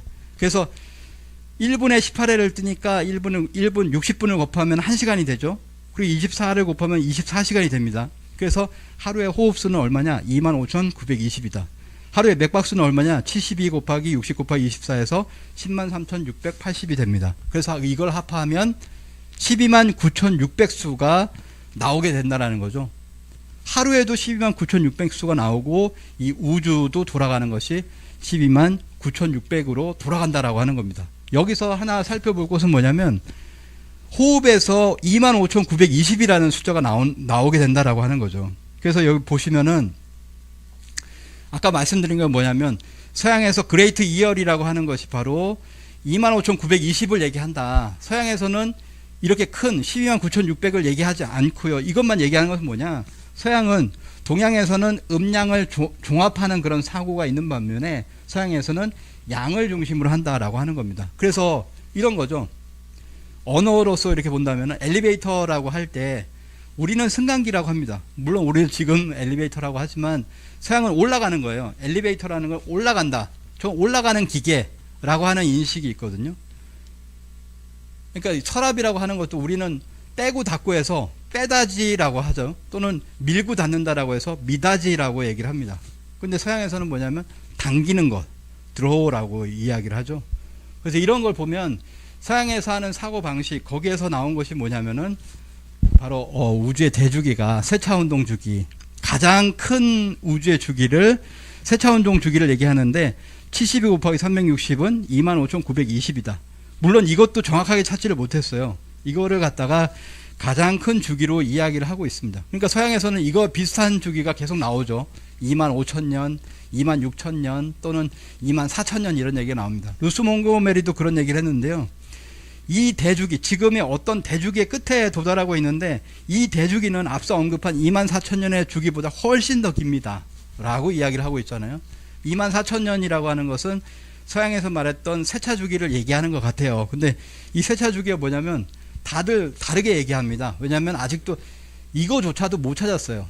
아까 125,000년을 과학에서 이렇게 남극 그걸 시추로 해가지고 125,000년을 얘기를 하지만 129,600년을 못 찾은 것처럼 이거 뭐냐면은 세차운동 주기를 얘기했지만 세차운동 주기를 정확하게 못 찾았어요. 그래서 24,000년, 25,800년, 26,000년 이런 식으로 얘기를 하고 있거든. 정확하게는 25,920년이다 라고 하는 거죠. 그게 호흡에서 보면은 정확하게 25,920이 나오고 있다라고 하는 겁니다. 그래서 25,920 곱하기 5를 하면 129,600년이 나오게 된다. 그리고 360 곱하기 360을 하면 129,600년이 나오고 12, 30 이게 이제 360이잖아요. 12, 30, 12, 30을 해도 129,600년이 나온다라고 하는 거죠. 그래서 이 우주는 129,600년으로 정확하게 돌아가고 있다라고 합니다. 증산도는 우주에는 사계절이 있어서 정확하게 129,600년을 한 주기로 해서 돌아간다라고 하는 이 우주 일련의 소식을 전하고 있습니다. 우주 일련은 129,600년인데 여기 보면은 우주의 봄, 여름은 5만 년, 선천 5만 년이라고 하고요. 우주의 가을도 5만 년, 그리고 우주의 겨울 빙하기는 29,600년으로 해가지고 약 3만 년으로 해가지고 우주 일련이 돌아가고 있다라고 하는 겁니다. 그리고 지금이 어떤 시기냐, 인류가 맞이하고 있는 이 때는 우주의 가을 문턱에 와 있다라고 하는 거죠. 우주의 가을 문턱이라고 하는 건 뭐냐면 우주의 여름의 끝이라는 거잖아요. 여름 가장 뜨거운 시기에 그 끝에 와 있으니까 뭐냐면 12만 년 전에도 간빙기인데 여름이었다 이 얘기를 지금 하는 거예요. 언론에서 사해라고 이스라엘 옆에 보면 사해라고 있어요. 12만 년 전에 완전히 증발했다. 자 보시면은 이런 겁니다. 80만 년 그래프인데요. 지금 기후변화를 얘기하시는 분들이 뭘 얘기하냐면 옛날에도 이렇게 주기적으로 온도가 올라간 건 맞는데 그거보다 지금이 더 뜨거운데 라고 하는 요 얘기를 하는 거거든요. 근데 이것도 틀릴 수 있다는 게 뭐냐면은 12만 5천 년 전에 사해는 증발했어요. 데드시라고 하는 거 사해는 증발했거든요. 지금은 증발을 안 했어요. 사해가 지금 물이 있습니다. 그러면 언제가 온도가 더 올라가겠느냐 이렇게 비교할 수 있는 게 여러 개가 있거든요. 그래서 이게 보면은 이 주기대로 가고 있다라고 하는 거죠. 지금은 온도가 올라가고 있는 간빙기다. 지구온난화 여러 요소가 있지만 지금은 지구온도가 올라가는 시기인 간빙기로 볼 수가 있다라고 하는 겁니다. 간빙기에, 그러니까 간빙기는 뭐냐면 빙하기에서부터 올라가잖아요. 그러니까 그냥 따스한 간빙기가 있고 뜨거운 그 간빙기가 있어요. 그 뜨거운 간빙기의 끝에서 뭐가 있냐면은 개벽이 있습니다. 그래서 온도가 다시 떨어지는 거죠. 그래서 간빙기의 정점에 지금 와 있다. 자, 보시면 끝에가 빙하기예요. 빙하기인데 여기에서 뭐냐면 어떤 자연의 메커니즘, 온도의 메커니즘인지 모르지만 이거를 끌어올립니다. 온도를 끌어올리는 뭔가가 있다라고 하는 거죠. 뭔가가 있다라고 하는 겁니다. 이게 이제 자연적인 변화, 우리가 알고 있는 겨울에서, 겨울 다음엔 봄이 오는 거잖아요. 그 이치로 온다는 거죠. 그래서 인간은 빙하기를 거쳐서 지구상에 태어나게 되었다라고 하는 겁니다. 그게 뭐냐면 선천개벽이에요. 빙하기를 거쳐서 선천개벽, 봄개벽이거든요. 이 봄개벽을 통해 가지고 5만 년 전에 현생 인류가 출현을 했다라고 하는 거죠. 그리고 5만 년을 지금 지나오고 있다라고 하는 겁니다. 그래서 많은 학자들이 이렇게 얘기하잖아요. 현생 인류는 5만 년 전 유전자의 거대한 비약으로 인해서 출현했다. 그리고 4, 5만 년 동안 변화가 없었다라고 하는 얘기를 하거든요. 그리고 뭐냐면 실제로 진화라고 하는 것은 이 가을 개벽을 통해서 진화를 한다라는 거죠. 그래서 지금 이런 책도 있잖아요. 다시 보는 5만 년의 역사. 5만 년 동안 현생 인류가 서로 치고받고 서로 영향을 주고받았다. 문명이 충돌하면서 역사를 만들어냈다라고 얘기를 합니다. 그리고 뭐냐면 코스모스란 다큐에서는 간빙기가 앞으로 5만 년 더 있다라는 좋은 소식이 있다라고 하는 얘기를 했어요. 그러니까 과학에서는 간빙기가 5만 년이 지났고 간빙기가 앞으로 5만 년이 있다. 간빙기 10만 년을 얘기를 했다 이거죠. 그게 뭐냐면 우주 일련에서는 봄, 여름에 5만 년이 있고 앞으로 가을, 간빙기 5만 년이 있는데 이런 시기다라고 하는 겁니다. 근데 이제 과학에서 얘기 못하는 것이 뭐냐면은 개벽을 얘기를 못하는 거죠. 근데 이것을 과학에서 얘기하는 5만 년을 동학에서 얘기를 했다는 거예요. 동학. 개벽 후 5만 년에. 이거는 뭐냐면 선천 개벽 후에 5만 년 후에 수은체제후 네가 처음이로구나. 상제님이 하시는 말씀이에요. 개벽 후 5만 년에 네가 처음이다. 네가 중요한 그런 사명을 맡았다라고 하는 겁니다. 그리고 무국대도를 닦아내니 5만 년의 운수가 열리는구나라고 해서 5만 년이 있다라고 하는 거잖아요. 5만 년의 운수가 있다. 그래서 동학에서는 뭐냐면 10만 년 주기를 얘기합니다. 개벽 후 5만 년, 그리고 다시 개벽 후에 5만 년의 운수가 도래한다라고 해서 5만 년과 5만 년을 동학에선 얘기하고 있다. 그러면은 앞쪽의 개벽은 뭐냐면 인간이 탄생하는 거예요. 인류가 탄생하는, 아까 보셨죠? 그리고 뒤에는 뭐냐면 인간이 완성되는 겁니다. 인간의 완성을 향하고 있는 그런 가을 개벽이라는 거죠. 동학의 시간관은 뭐냐면 개벽 후 5만 년에 네가 처음이다. 다시 개벽이 있다. 5만 년의 운수가 열린다라고 하는 거고, 과학에서는 뭐냐면은 빙하기가 있고 간빙기 5만 년이 있고, 그리고 앞으로 간빙기 5만 년이 있다라고 하는 얘기를 하지만 뭐가 없냐면 과학에서는 개벽이 없어요. 동학에서는 개벽을 얘기했는데 빙하기가 없어요. 그죠? 10만 년을 얘기하니까 빙하기가 없는 겁니다. 그래서 증산도에서는 뭐냐면 우주의 겨울 빙하기가 있고, 그리고 선천 개벽이 있고, 우주의 봄, 여름 선천 5만 년을 지금 보내왔고, 그리고 앞으로 후천 개벽이 있다라고 하는 것을 이야기를 하고 있습니다. 그래서 지금 뭐냐면 바로 그 우주의 여름에서 가을로 바뀌는 하추 교육기, 우주의 가을 문턱에 우리가 와 있다라고 하는 겁니다. 그래서 마무리를 하도록 하겠습니다. 지금은 우주의 여름과 가을이 바뀌는 하추 교육기, 우주의 가을이 오고 있습니다. 큰 가을이 오고 있다. 또는 지금은 가을 개벽기라고 얘기를 합니다. 춘생추살이라고 얘기하는데요. 이 하추 교약기의 교차기의 천지법도는 봄에는 낮고, 아까 인류가 출현한다고 그랬잖아요. 봄 개벽에는 낮고 가을 개벽에는 뭐냐면 춘생추살이다. 가을에는 죽인다라고 하는 겁니다. 그래서 실제로 낙엽이 떨어지잖아요. 가을을 보시면은 수많은 낙엽이 떨어지면서 거기서 열매를 맺게 되는 거거든요. 그러니까 12제국 괴질운수 다시 개벽은 뭐냐면은 괴질운수로 낙엽이 떨어지는 거예요. 인류가 낙엽처럼 떨어지는 게 바로 이 괴질, 앞으로는 괴질 때문에 그렇습니다. 그래서 백조일선이다. 십리일인이다. 100명의 조상 중에 한 명의 자손이 살고 십리의 한 사람 보기 어렵다라고 하는 그 시절이죠. 도전에 보면 마이산의 이감룡 처사가 이렇게 이야기를 했습니다. 십리길에 사람 하나 볼 듯 말 듯하게 인종이 귀해진다. 그리고 백조일손, 격암 남사 선생이 백조일손 또는 1000명의 조상의 자손은 겨우 하나 생존할 것이다 라고 하죠. 이름 없는 괴질병이 내려온다. 하늘에서 내려준 재난이다. 이렇게 얘기합니다. 루스 몽고메리는 앞으로 인류의 90% 이상이 희생될 것이다. 그래서 구체적으로 얘기를 하긴 했죠. 뭐 1억 얼마가 산다고. 그 다음에 아까 보셨던 것처럼 한국은 지구상의 종주국이 되고 뭐 425만이 살고 옆 나라인 일본은 20만이 산다라고 하는 것은 지각 대변동만 얘기한 것이 아니라 이런 총체적인 개벽 상황을 얘기를 한 것입니다. 중국에 최근에 이제 예언이 하나 있는데요. 이 할머니 허베이성의 할머니가 얘기한 것 중에 인상 깊었던 것이 뭐냐면 굵은 채로 치고 가는 채로 치고 10명 중에 9, 10중 8구라고 하잖아요. 10명 중에 9은 죽는구나. 남는 한 명이 신선이 된다. 이렇게 얘기를 했어요. 남는 한 명이 신선이 된다라고 하는 거예요. 그러니까 그냥 살아남는 것이 아니라 그 사람은 무병장수의 그런 어떤 신선, 새로운 문명을 이끌어 나가는 주체가 된다는 거죠. 아까 보셨던 저 진안 마이산에 보면 그 마이산에 그 탑들을 전부 다 쌓아 올린 분 계시잖아요. 마이산 이감령 처사가 앞으로 엄청난 재앙이 온다. 사람들이 3대 쓰러져 산다. 근데 신선의 씨앗만 남는다라고 했습니다. 신선의 씨앗. 여기가 이제 중요하거든요. 신선. 그러니까 앞으로 오는 우주의 가을 문명 그리고 후천 새 문명을 여는 사람은 그냥 사람이 아니라 완성된 성불한 사람, 어떤 부처가 된 사람, 신선이 된 사람이라는 거죠. 선이다라고 합니다. 그 선. 그 신선이 되는 그 도통 수행 공부를 지금 이렇게 이 증산도에서 이렇게 하고 있습니다. 그래서 가을의 변화는 낙엽이냐 열매냐인데요. 결국 낙엽 인간이 될 거냐, 열매 인간, 결실을 맺는 이런 때를 만나가지고 결실을 맺을 거냐라고 하는 거거든요.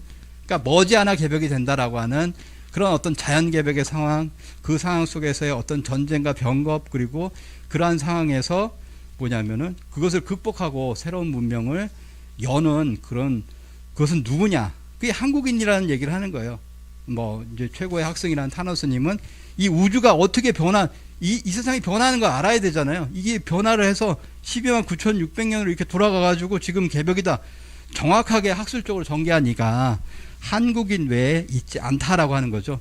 그 이전에도 여러 가지 있습니다. 뭐 팔계도 있고요. 천부경, 하도낙서 이런 것들 다 배우실 수가 있는데 궁극에는 그게 결론으로 우주 일련이 나왔다라고 하는 겁니다. 12만 9,600년 만에 지금의 어떤 개벽으로 들어간다. 여기에 이제 다 들어있는 거거든요. 그래서 이제 김지하 선생도 얘기했던 게 병을 극복하는 해답을 줘야 된다라고 하는 겁니다. 그 답이 어디에 있는가?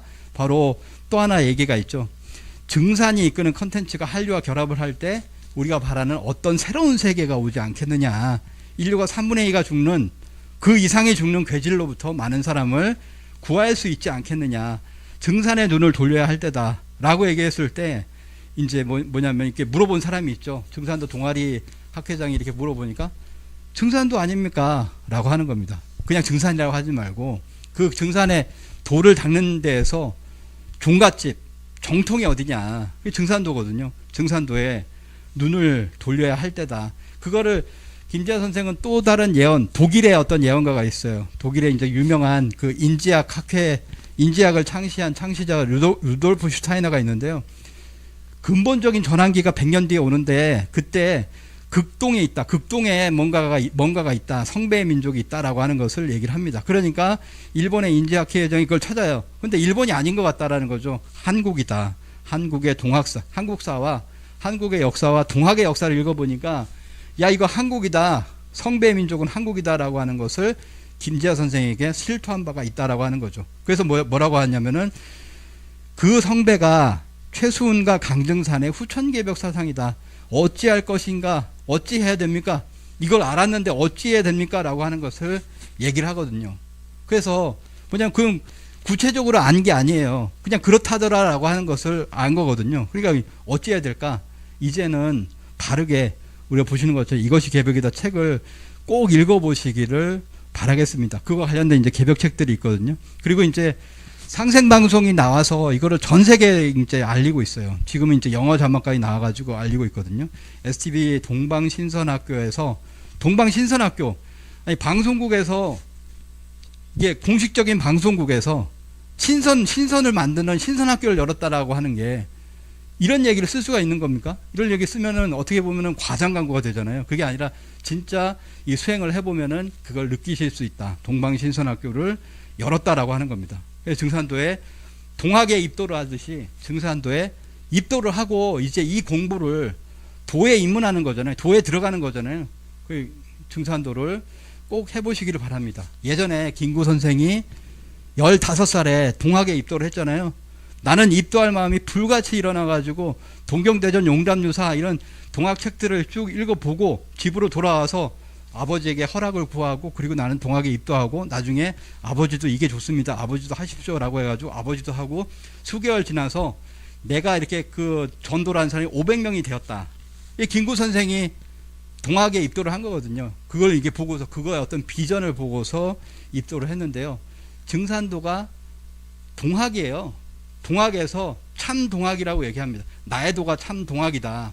그리고 말씀 그 동학의 원래 창도는 천상문답 사건을 통해서 상제님이 내려주신 거거든요. 그게 잘못된 곳으로 가는 게 인내천 해가지고 천도교로 이렇게 갔는데 그럼 원동학 참동학은 어디냐? 바로 그 상제님이 내려오셔서 무국대도를 열어주신 이 증산도에 있다라고 하는 거죠. 그래서 이 동학에 입도하는 것이다라고 하는 겁니다. 김구 선생이 동학에 입도를 한 것처럼 이 참동학에 입도를 하셔서 수행을 하시고 그리고 개벽의 진리를 공부하시고 그리고 나뿐만 아니라 나와 가족 그리고 민족과 인류를 위해서 더 큰 일을 이렇게 해 주시기를 바랍니다. 우주일련이라고 하는 것이요. 12만 9,600년 만에 이번이 처음 맞이하는 그런 어떤 개벽이거든요. 오직 한 번 있는 그런 기회다. 그것을 갖다 앞으로 펼쳐지는 5만 년으로 본다면 5만 년의 운수. 그 상제님 말씀에 5만 년의 운수 탄 사람이나 이 시천주주와 태울주를 읽는다라고 하는 말씀이 있거든요. 5만 년의 운수를 받는 겁니다. 지금이 그 때고요.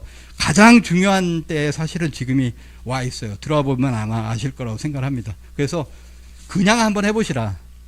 뭐 이렇게 따지질 말고 일단 해보다가 이거 아닌 것 같다라고 하면 안 하셔도 되잖아요. 그래서 뭔가를 성취하는 가장 큰 길은 일단 실행을 하는 실행력에 있다라고 하는 겁니다. 그래서 꼭 증산도에 입문 입도를 하고 이 증산도를 같이 해보시면 좋겠다라는 생각이 듭니다. 예, 감사합니다.